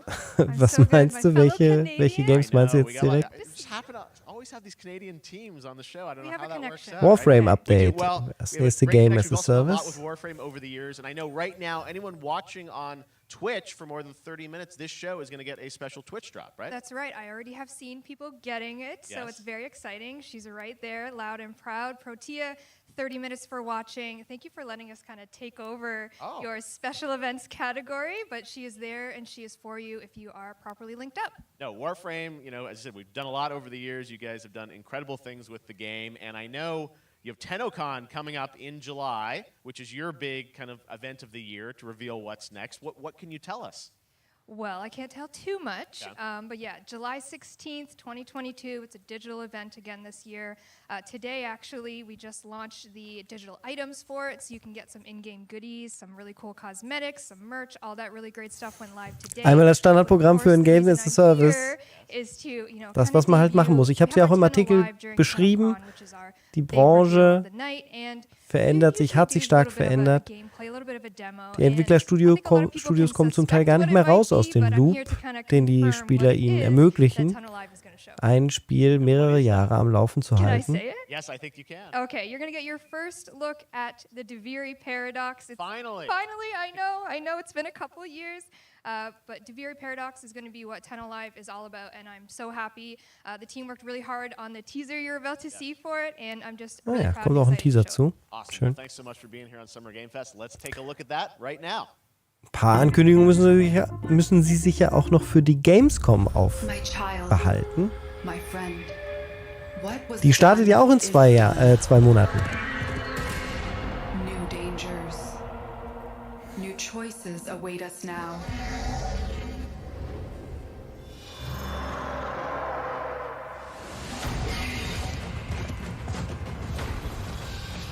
Surfx, da gehe ich auch von aus. Also für die Entwicklerkultur ist es insgesamt wahrscheinlich nicht nur hilfreich, immer nur an einem Game rumzubasteln. Gleichzeitig bin ich auch der Meinung, dass es auch zu viele Games, zu viele Studios und zu viel Kram geben kann, der sich dann zu sehr ähnelt und dann kann man nichts mehr erkennen als Konsument.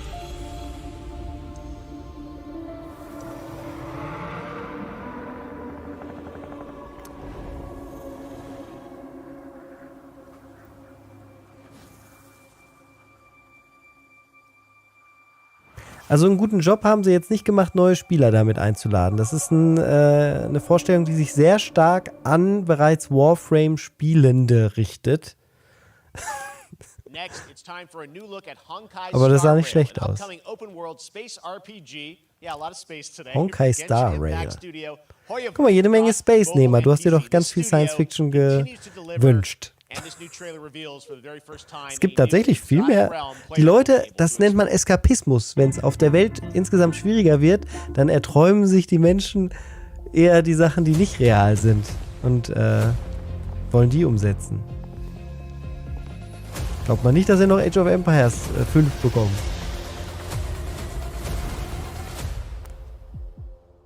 Listen. You are in a daze right now. You don't know who you are, why you're here. Kein neues Sims mehr. Blackie, sehr schön. Ja, ich glaube schon, dass Electronic Arts da nochmal was machen wird, aber Electronic Arts hat gerade ganz andere Themen, die beschäftigt. Da steht ja auch eine Übernahme im Raum. Mal sehen, ob das noch passiert. Dann wurde die FIFA-Lizenz abgegeben. Ich bin schon gespannt, ob wir überhaupt noch was von FIFA jetzt hier sehen werden. Das wäre auch eigentlich ein Kandidat. Oder halt dann auf der Gamescom. Das nächste FIFA wird das letzte. Das nächste wird dann unter einem neuen Namen von Electronic Arts selber produziert. Und die FIFA möchte mit wem anders ein FIFA-Spiel machen.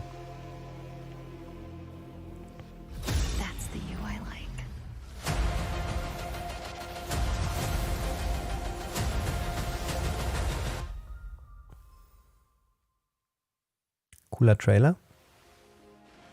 I have wine to soothe the souls of honored guests. Welcome aboard the Cienjo Lafu.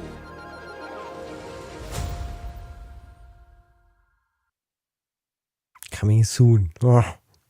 And that's not all from Hoyoverse. Today, I'm excited to introduce you to Zenless Zone Zero, their next major new IP. It's a futuristic urban action game. I have to say, I'm blown away by what I've seen so far. It was announced a couple of weeks ago, and it has the detail of Genshin Impact with a fast-paced action style. Das klingt schon mal gut. Genshin Impact, wenn es was hat, dann ist es Stil. and world of danger. Und das jetzt als, also nicht das, sondern so ähnlich in der Stiltreue und das als Action-Game.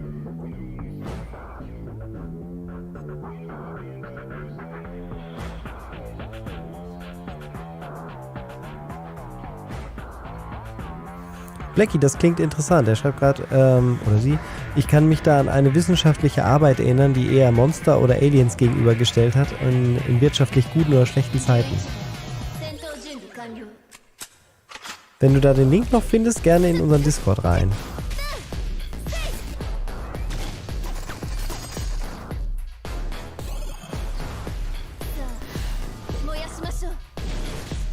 Mit original japanischer Sprachausgabe.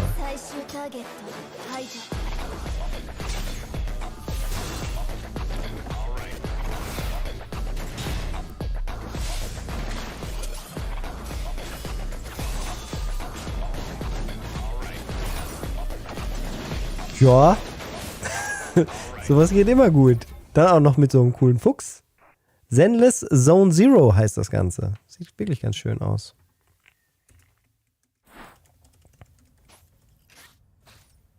ZZZ, auch guter Name.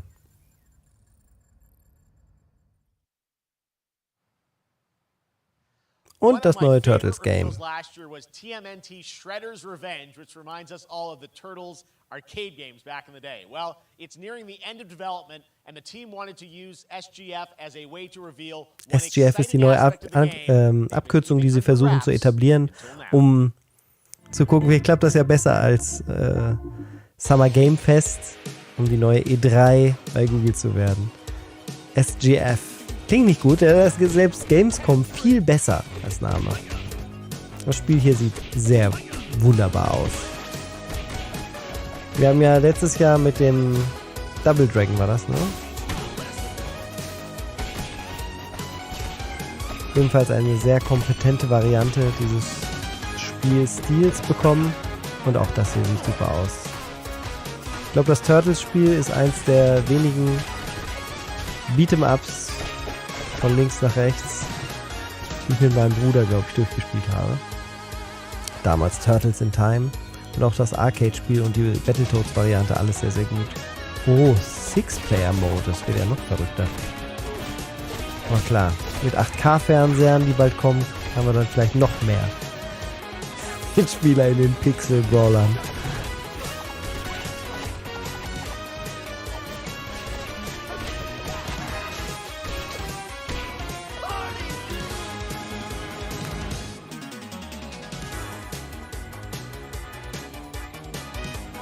Interessant, wie sie den alten Turtle-Stil wieder komplett wiederbelebt haben. Also die Dinger sehen jetzt wieder genauso aus wie meine Actionfiguren, die ich noch von früher habe, aus den frühen 90ern. Das ist gut, die Turtles gingen nicht in eine gute Richtung über die 2000er.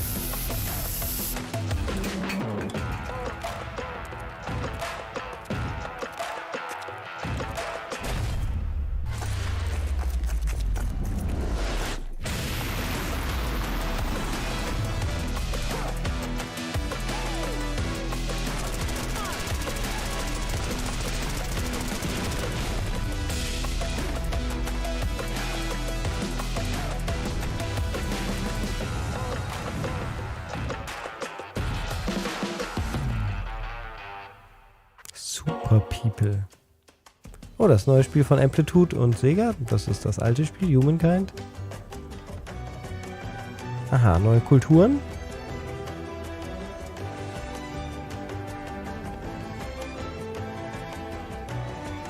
Jesus.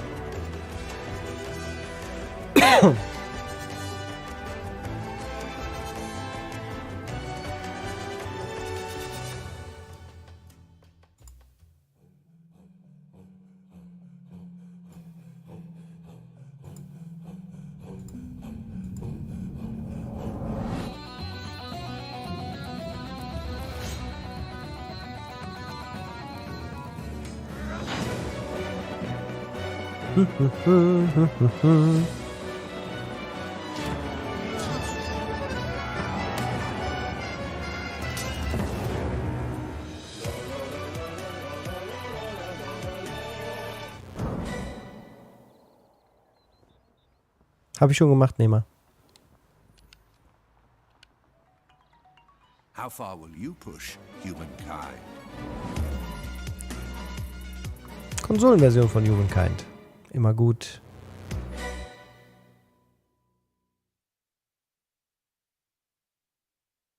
Console.humankind.game. Na dann.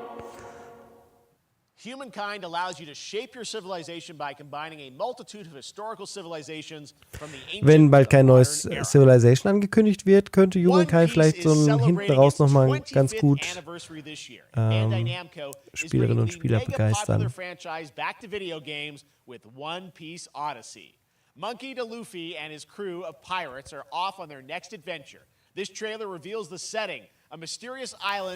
Ich habe viel One Piece geguckt in meinem Leben und es ärgert mich immer, wenn ich jetzt die aktuellen Sachen sehe und dann immer schon sehe, welche Charaktere der Crew noch beigetreten sind. Wenn die Spoiler quasi schon im Titelbild sind.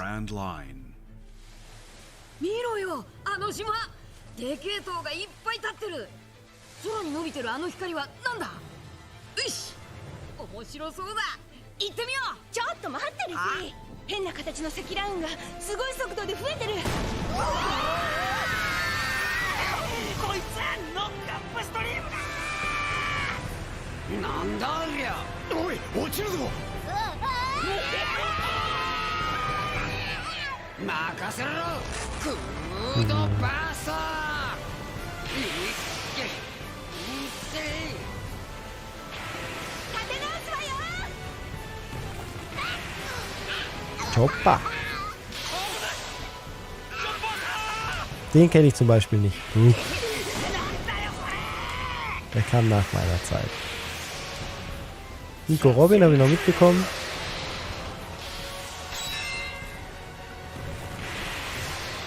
Das hier sind ja jetzt die Klassiker.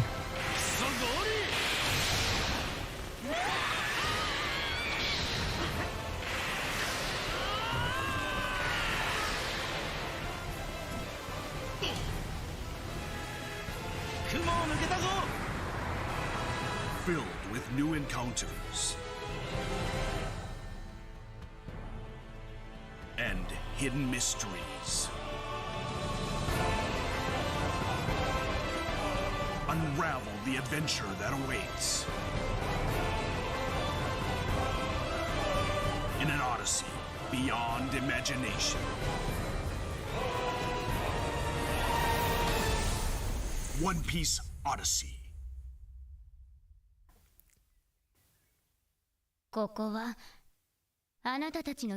Hallo Olli. Ist ganz okay. This August, Soul Hackers 2 from Atlas launches, and we've got your first listen to the English voice cast with this quick new look.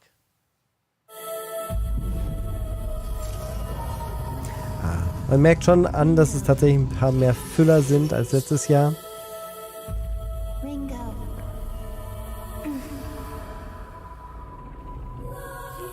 Elden Ring kam 2021 ganz zum Schluss. Also da hatten sie sich den Blockbuster zum Schluss aufgehoben. Vielleicht gibt es ja noch ein DLC zumindest für Elden Ring, aber gestern oder vorgestern gab es noch ein FAQ oder ein AMA, besser gesagt, mit Geoff Keighley. Da klang es nicht danach, als ob irgendetwas zu Elden Ring kommen sollte. Ja, Dwayne Johnson war peinlich, ja. So that's our mission then. Save the world. Soul Hackers 2. So many new games featured across SGF events, you might be wondering how to plan for your summer gaming dreams. NerdWallet can help you find the smartest credit card. Oh, krass mit Sponsoring. Buh. The Epic Mega Sale is going on right now. Save up to 75% off top PC titles with an additional 25% off eligible products. And it wouldn't be the Mega Wenn das Sale sich greift, nicht, dass das zur nächsten PC Gaming Show wird. Leute, da wünscht man sich wirklich die alten Zeiten zurück. Tune into the Epic Game Store Twitch channel for our Aber gerade der PC Gaming 2 PC Game Eastern, Building 11 a.m. Simulator. Pacific. We're taking a look at new announcements and updates from PC titles heading to the store this year and beyond.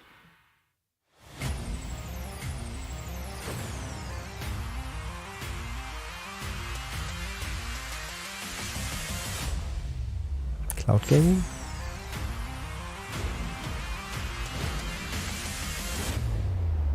You nuts?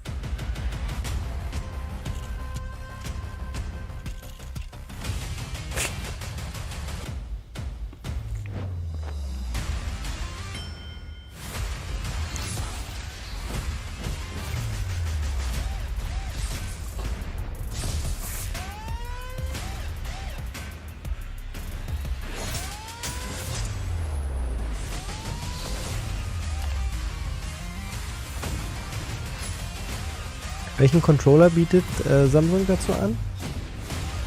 Das ist ja, muss ja hier nicht schlecht sein. Da, was? Bring your favorite controller? Nicht schlecht. Müssen wir mal ausprobieren.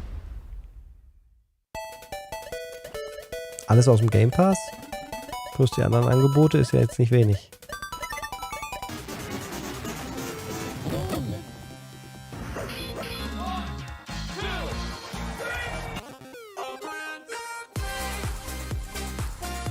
Schön.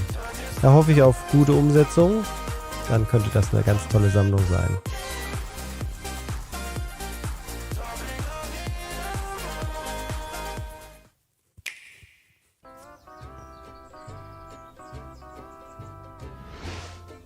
Oh, Strikers. Ich glaube, eine Woche noch. Wollt ihr das im Heise Spielt sehen? Das Fußballspiel von Mario? So, prepare to do whatever it takes to claim victory. So much fun, it hurts. Mario Strikers Battle League, only on Nintendo Switch. Game rated everyone 10 and up. Gut.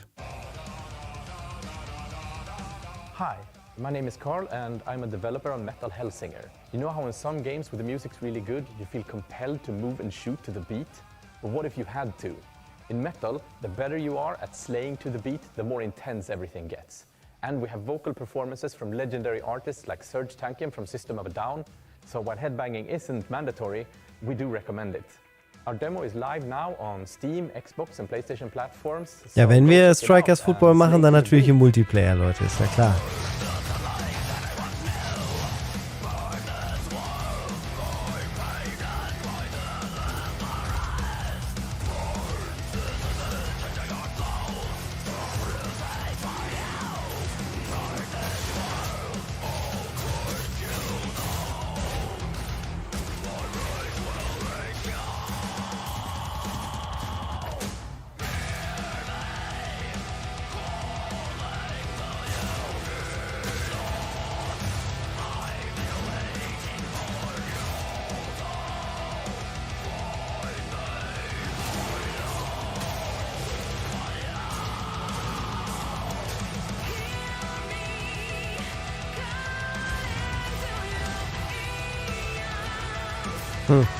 Wir machen die Spiele ja auch ohne diesen Soundtrack Spaß, aber anscheinend ist das eine große Sache für die Zielgruppe.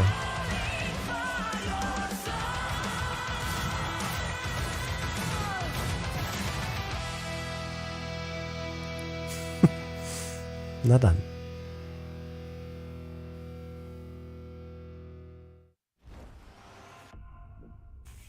Oh, Funcom.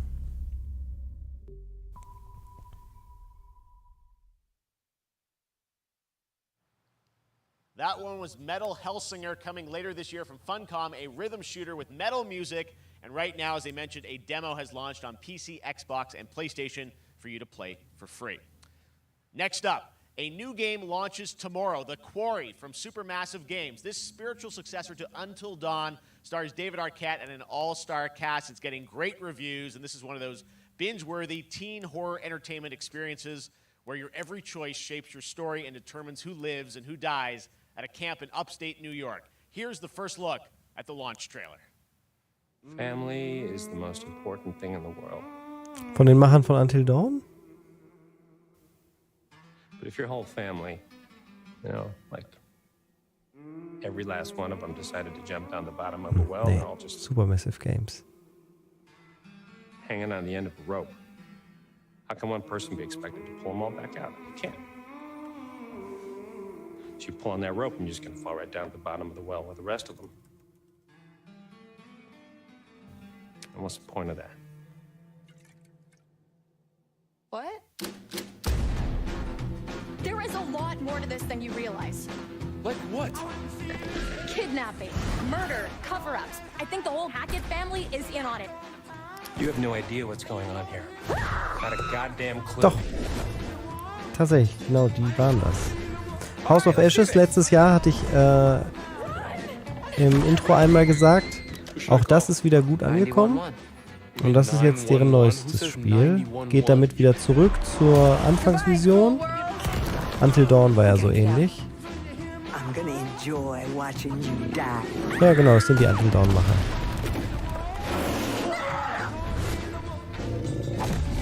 This isn't a ghost story. It's a creature feature. It's really happening and you're all in it. This is gonna get a little messy.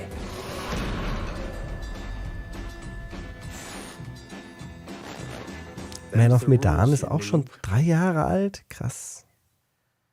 Back at the Game Awards, we were proud to reveal Nightingale, a shared world survival crafting game from Inflection Games up in Canada.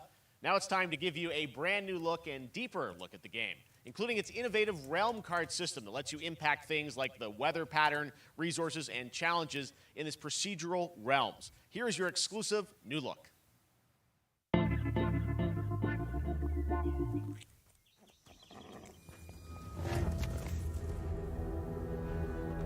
You're alone in the realms, I'm afraid. The portals are a mess.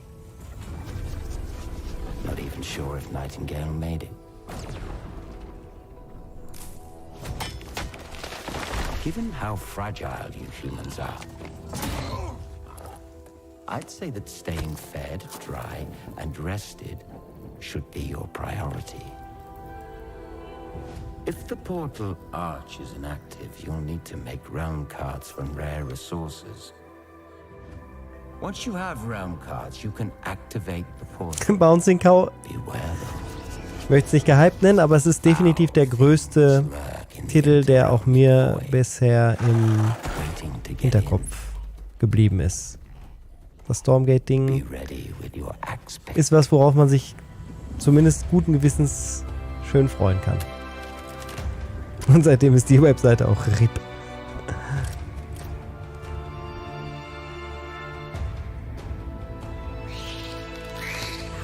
Hey, das sieht ja auch ziemlich cool aus.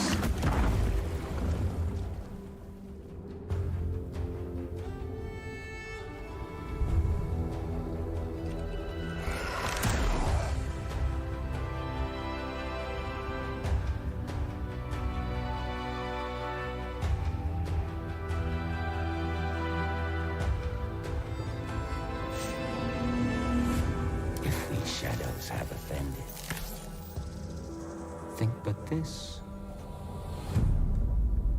and all is mended.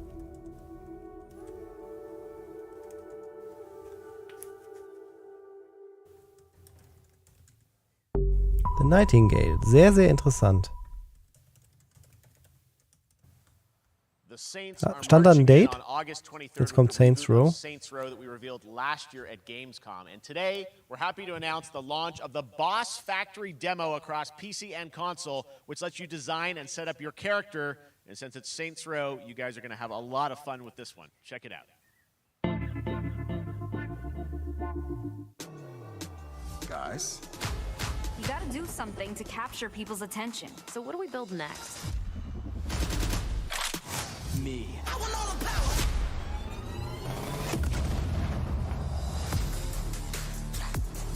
Yeah, I want all the power. I want all the power. I want all the power. We are so good at this. Which fool wanna challenge me? Got a pack on your back with a strap, can't relax cause you know there's no guarantee. I ain't never guessed as a fact, don't react to the task of the mass and the cavalry. Stay correct as your majesty. Savage, never kneel, never have defeated. Seriously, this is perfect. Dinner and a show, baby. das Last of Us Remake kommt auch für den PC. Lese ich gerade. Ich bin nebenbei natürlich noch in Kommunikation mit denjenigen, die gerade auch News schreiben zu den Game Awards, wollte ich schon sagen, zum Summer Game Fest.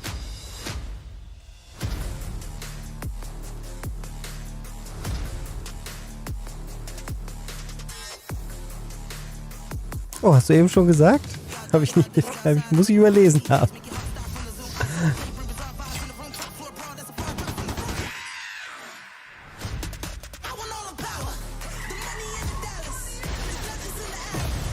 Ich bin skeptisch, was Saints Row angeht. Da will ich euch nicht im Dunkeln lassen. Bin mir nicht sicher, ob sie nochmal den Erfolg vom 3. bzw. fast 4. Teil nochmal wiederholen können. Aber ich lasse mich gerne überraschen.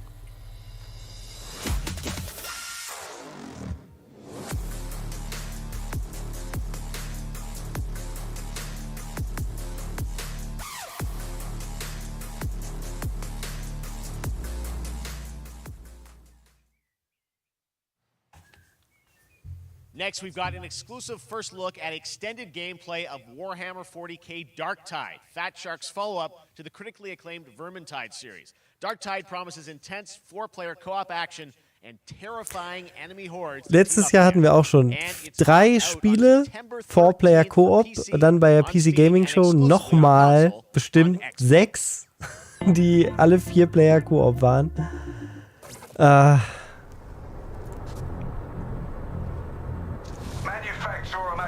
Valve könnte uns doch auch einfach mal erlösen und einen gewissen 3. Teil bringen. Und damit meine ich nicht Half-Life.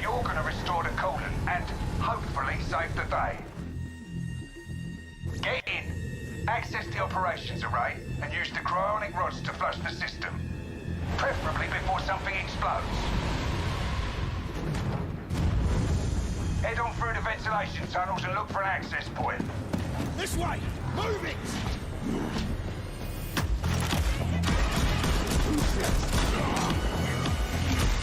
So ist es, Mini.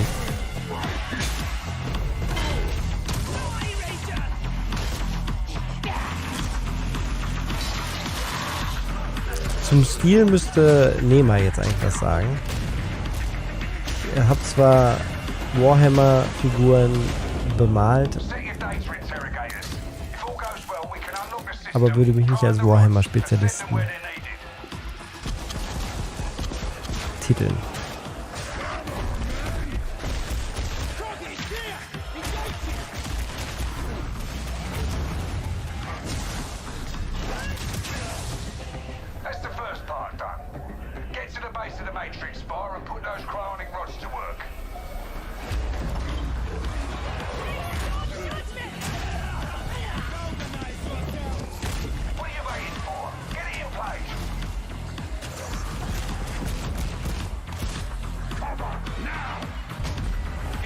Hallo Hatte Chris.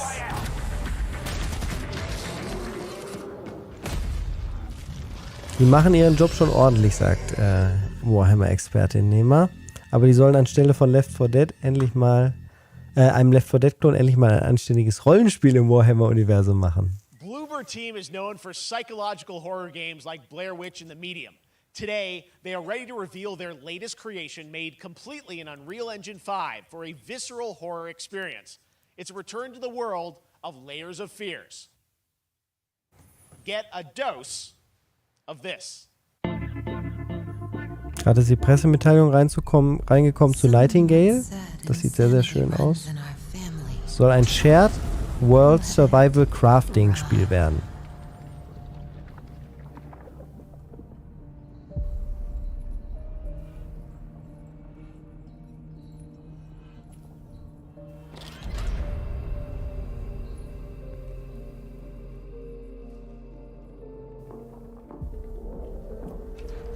Early Access von Nightingale soll noch 2022 starten.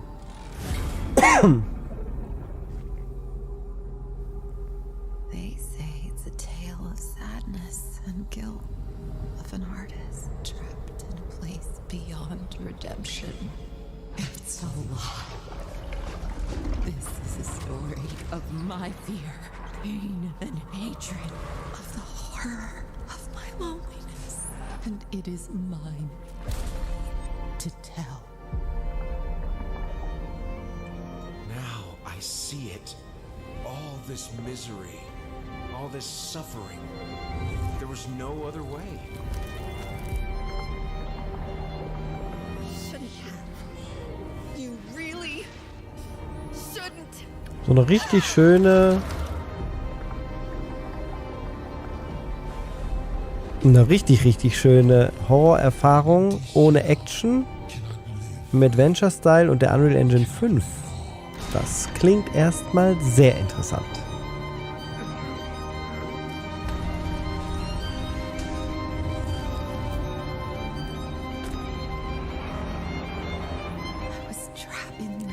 Generell bin ich natürlich ein Freund davon, Sachen zu erleben, die es so im Spielmarkt noch nicht gab. Und das sieht erstmal sehr vielversprechend aus. Layers of Fears.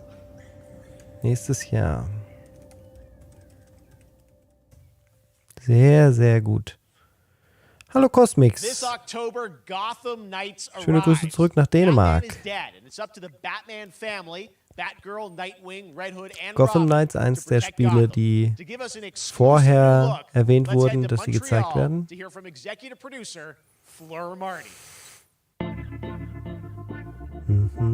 Hello and warm welcome from WB Games Montreal. I'm Fleur Marty. I'm the executive producer on Gotham Knights. Today, we are thrilled to share more with you on one of our beloved knights, Nightwing. This showcase is the first in our character series, and we're really looking forward to share more with you as we continue working towards our launch on October 25th. So, I hope you enjoy the show. And 25. Oktober soll das Ganze kommen.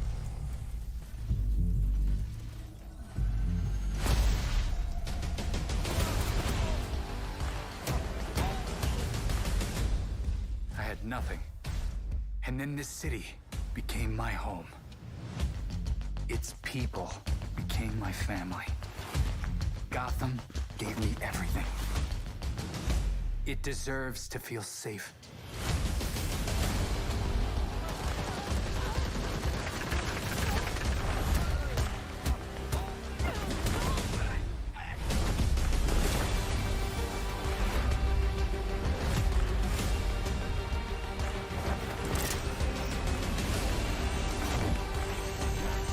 No matter how hard we try, there's always more to do.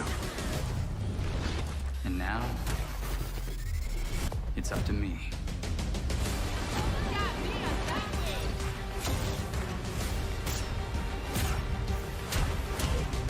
Got time for a dance, Nightwing?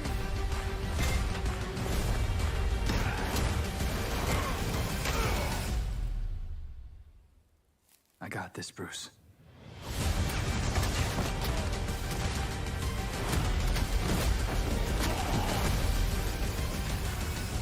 So, ihr könnt schon mal Stift und Zettel rausholen und euch notieren, was für euch so die Highlights waren. Ich denke mal, in den nächsten 10 bis 15 Minuten kommen wir zum Ende des Hauptevents. Jetzt kommt der Co-Präsident von Naughty Dog. Vielleicht wird das sogar schon der große Rausschmeißer. Mich würde natürlich interessieren, was waren eure Highlights? Worauf freut ihr euch? Wie fandet ihr die Show generell? Jetzt gucken wir erstmal, was hier gesagt wird. Kommt jetzt einfach das Announcement, auch hier nochmal, dass Last of Us für PC kommt. Das kann ich mir aber nicht vorstellen. Last of Us 1 and 2 both launched in June, and it's nearing its 2-year anniversary for Last of Us Part 2, which is hard to believe. Yeah, it's crazy. 9 years for Last of Us 1, 2 years for Last of Us Part 2, and we still hear from fans. They're still sending us letters and art, and these characters in this journey and this world mean so much to them. Last of Us hat uns sehr mitgenommen. Ihr erinnert euch vielleicht, das erste HDR-Testvideo für Heise Online war Last of Us Part 2. Heft raus, Klassenarbeit. It has allowed us to grow as a studio, and now we can take on multiple projects, more than we've ever had at the same time. Multiple projects. Okay, very interesting. So, what can Last of Us fans expect in the future from you? Thank you for asking, Jeff. Yes. So one of the things we've mentioned a while back is what started out as a multiplayer mode has evolved due to the team's ambition. They really wanted to do something beyond what we've ever done before at Naughty Dog. And we felt the way to do it justice is to make it a standalone title.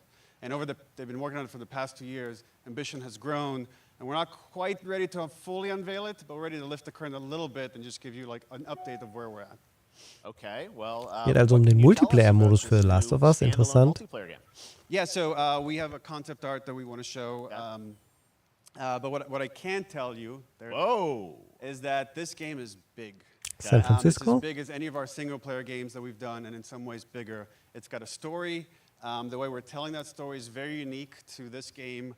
It's got a brand new cast of characters. It takes place at another place, another part of the United States. It's like a city somewhat familiar, some people. I'm sure our fans have already figured it out.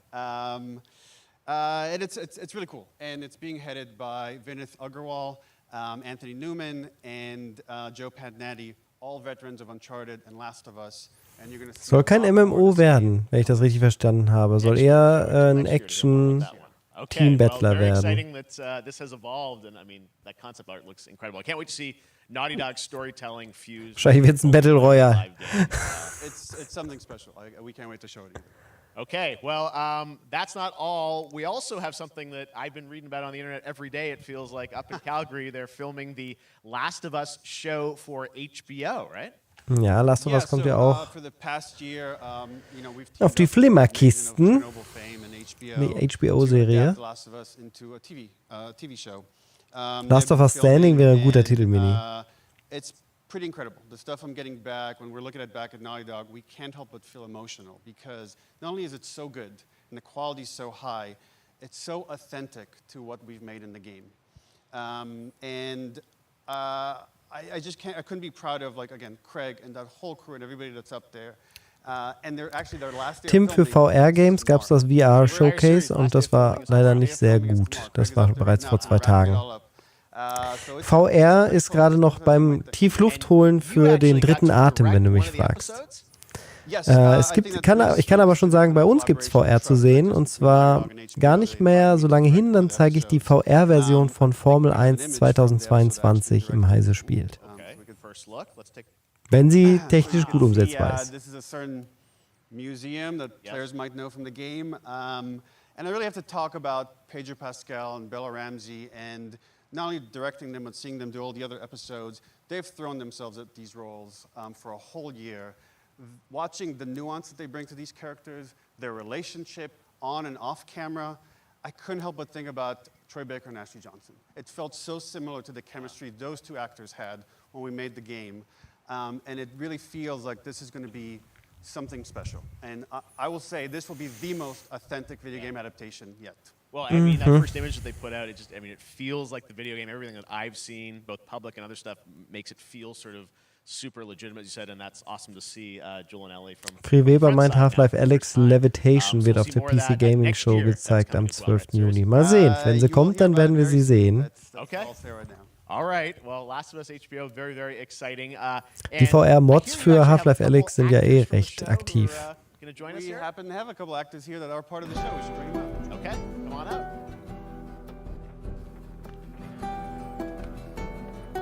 Oh, what's up, guys? Oh, hello.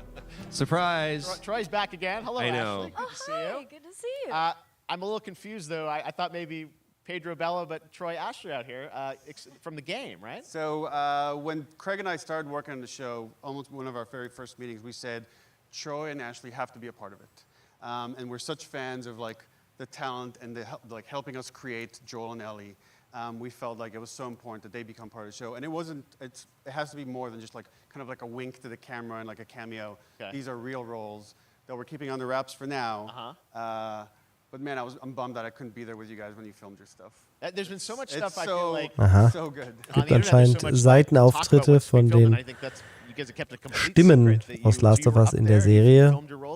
Okay. Keeping secrets with this franchise is kind of old hat. Like we've had except for today. Except for the date. It was one of the hardest things for us to do is to not let people know that, because we're so proud of it and the work that we did. We worked hard. The crew. I have to say, when I walked out on set, to be met with literally every person that I met on that crew is such a fan of this game, and they all knew what it was that they were working on and committed to working on this project because of their fan and their love for the game. was one of the greatest. It was like I was coming home to friends. Yeah, the attention to detail, the crew was amazing. Bella and Pedro are... Man. Wir sind quasi bei der Oscar-Verleihung. Es ist noch nicht eine Folge fertig, aber wir sind quasi jetzt schon komplett, haben wir unsere Oscar-Gespräche hier aufgezeichnet. Meine Güte. Ich finde das ja schön, dass die das mitnimmt und dass die das gut finden, was sie machen.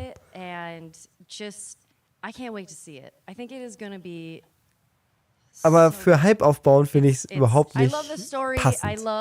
I'm so excited about oder Vorfreude machen oder so. Undisclosed world. I'm so fascinated how it's going to sort of bob and weave and you know, are these characters we know from the game that they're playing? New characters? Can you tell us anything? Yes.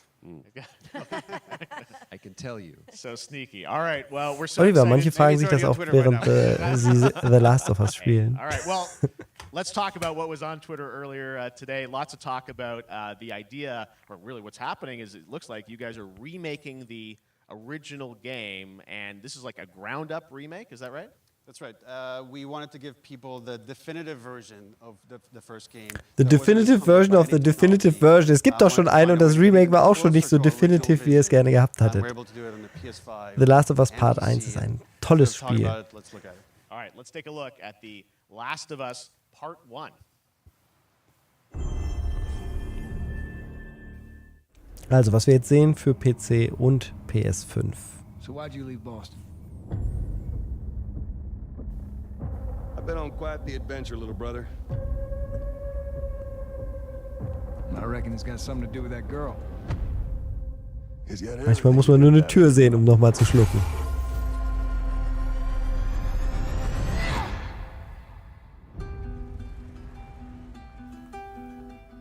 You know, 2. I've never been this close. September. It's the outside. So is that everything you hoped for? Can't be any worse out there.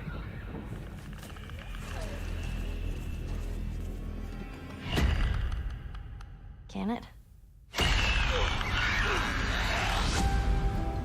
Once upon a time, I had somebody that I cared about. And in this world, that's good for one thing. Getting you killed. I can take care of myself. How many close calls have we had? I get into trouble down there. You make every shot count. I got this.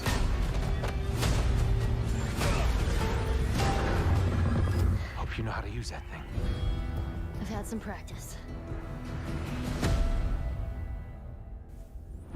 Sieht gut aus. Truly one of my favorite games of the past decade. Guys, what's your reaction to that? Yeah, we hadn't seen that yet. Yeah, you're watching it in real time. Yeah. It's because you did these. These performances you did a decade ago. Yeah. You didn't go back in. I mean, you used the original performances. Yeah, actually, we came up with a process where we could take the original animation that we did for the faces and kind of like retarget it on these new rigs that have a lot more fidelity.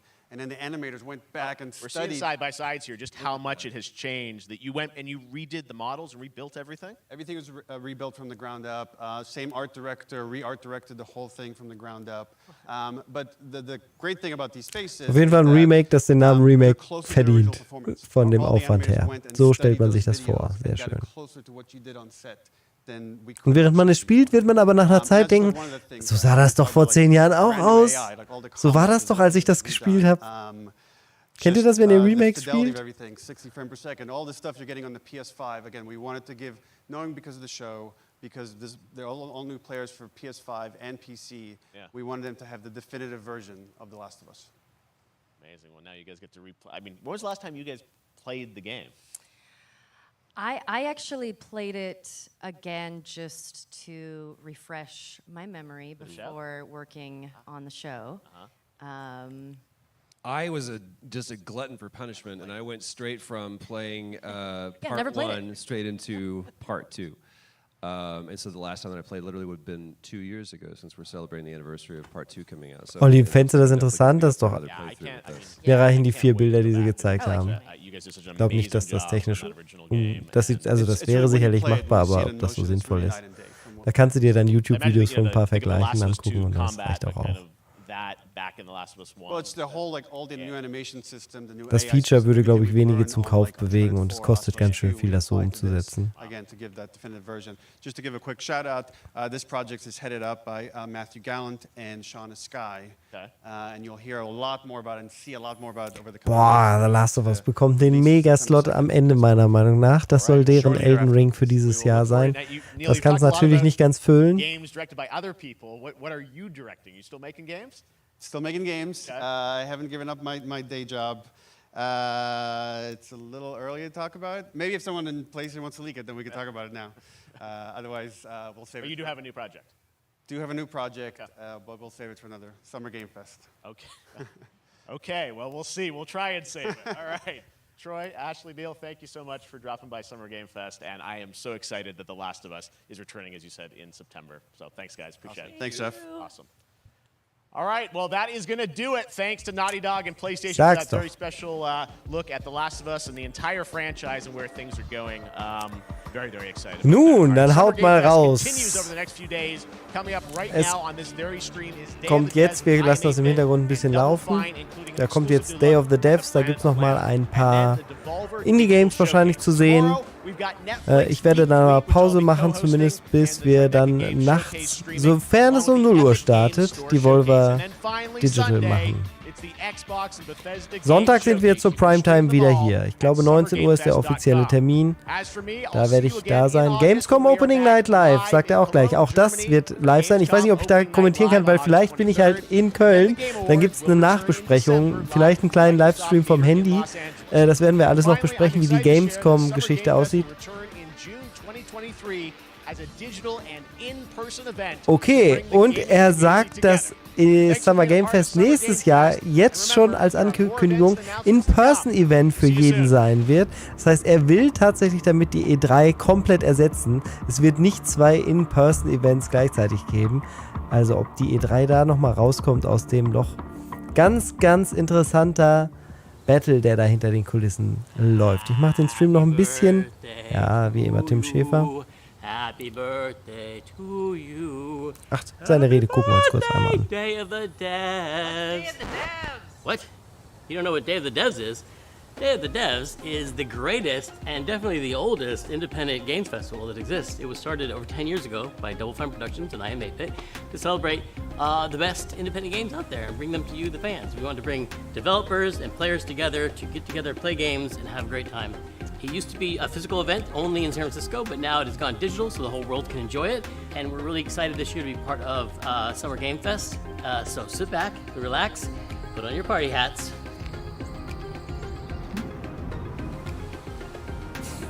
This thing? I'm supposed to put this on? That's right, everybody, put on your party hats. Everybody. Everybody. That's right, that looks good. Now we're cooking. Unter anderem mitgemacht bei der Monkey Island Serie, Bouncing Cow. Unter anderem mitgemacht Psychonauts.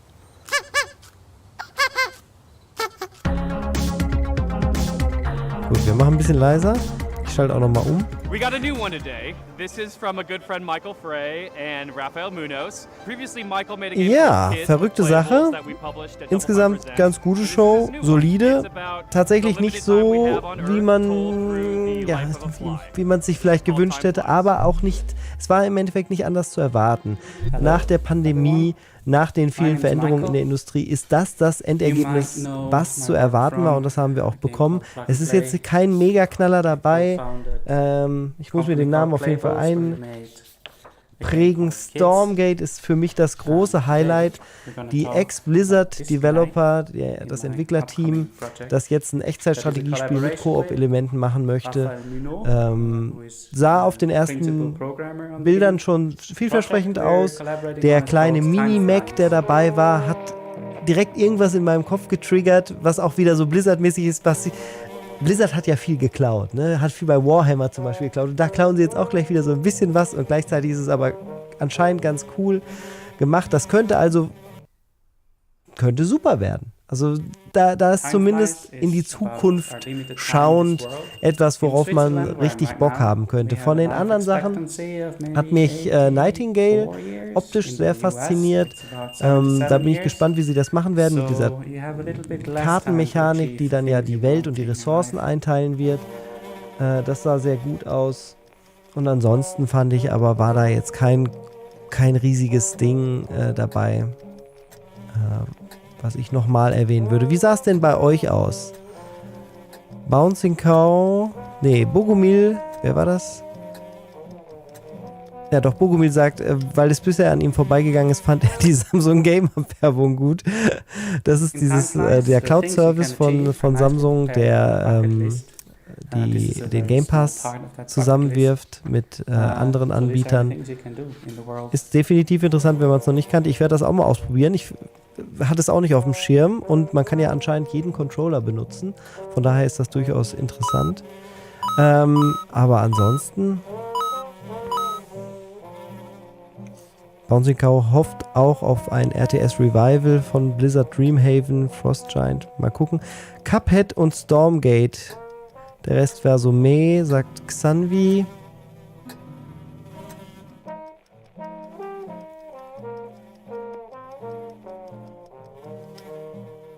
Ja, generell muss das wieder besser werden. Ne? Wir wünschen uns eigentlich was zurück, aber ich glaube, so kann es einfach nicht mehr werden, weil die Industrie jetzt eine andere ist. Viele dieser Game as a Service Updates, die wir gesehen haben, auch in dieser Show. Und das dürfte auch so weitergehen. Es ging ja los mit Street Fighter 6, das sah kompetent gemacht aus. Es wird definitiv nicht zu wenig Spiele geben. Das ist nicht das Problem. Einfach die Spielkultur im Sommer, dieses Event, was die E3 mal war, das werden wir wahrscheinlich nie wieder so sehen. Beziehungsweise vielleicht dann, wenn es gelingen sollte, dieses Summer Game Fest als solches aufzubauen. Vielleicht könnte die Gamescom aber auch da eine große Rolle spielen. Ich bin sehr gespannt, wie die Gamescom dieses Jahr aussehen wird. Gestern wurden auch die Eintrittspreise ja zum Beispiel in der Pressemitteilung rumgesendet. Die Gamescom-Teilnahme wird sehr viel teurer werden, wenn ihr dort hingehen wollt. 18,50 € kostet das normale Einzelticket. Und für mehrere Tage das große Ticket, glaube ich, 30 €. Also auch da ziehen die Preise an, aber was wird man dann dort überhaupt sehen? Ist ein Blizzard da mit einem riesen Stand? Werden die Hallen so ausgebucht sein, wie es vor der Pandemie war? Das sind alles komplett offene Fragen, von daher ist das, was auf der Gamescom passieren wird, komplett offen und sehr, sehr spannend. Genauso wird es natürlich spannend zu sehen sein, was Microsoft uns noch am Sonntag zu bieten hat. Und für alle anderen, die Nachtschwärmer sein wollen, auf Twitch gehe ich heute Nacht dann nochmal online, wenn Devolver Digital sein Event zeigt. Warum nicht?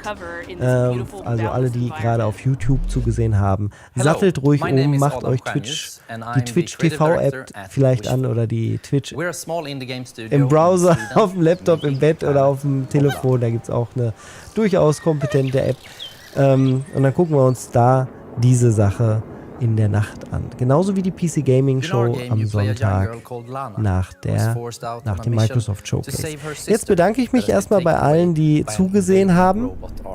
Ein paar Meinungen kamen auch noch rein. Star Rail fand Nema sehr, sehr gut. Zenless, Zone Zero, Soul Hackers und auch Nightingale. Die Capcom Arcade-Sammlung wird vielleicht auch toll, sagt Bouncing Cow.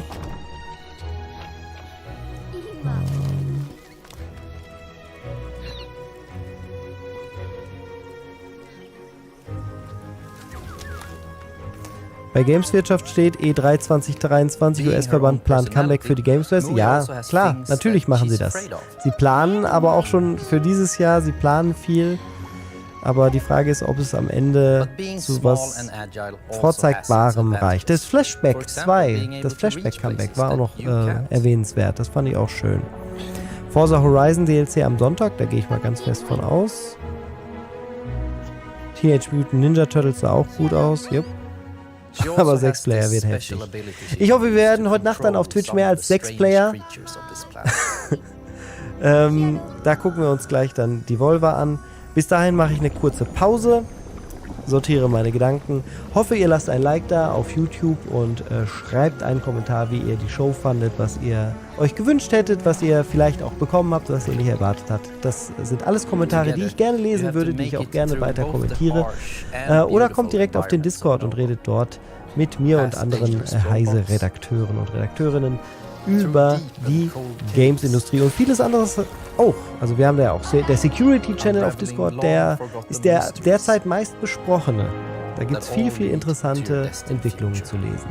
Also vielen Dank fürs Zusehen und bis heute Nacht, beziehungsweise spätestens dann Sonntag wieder auch auf der größeren Bühne mit YouTube-Event.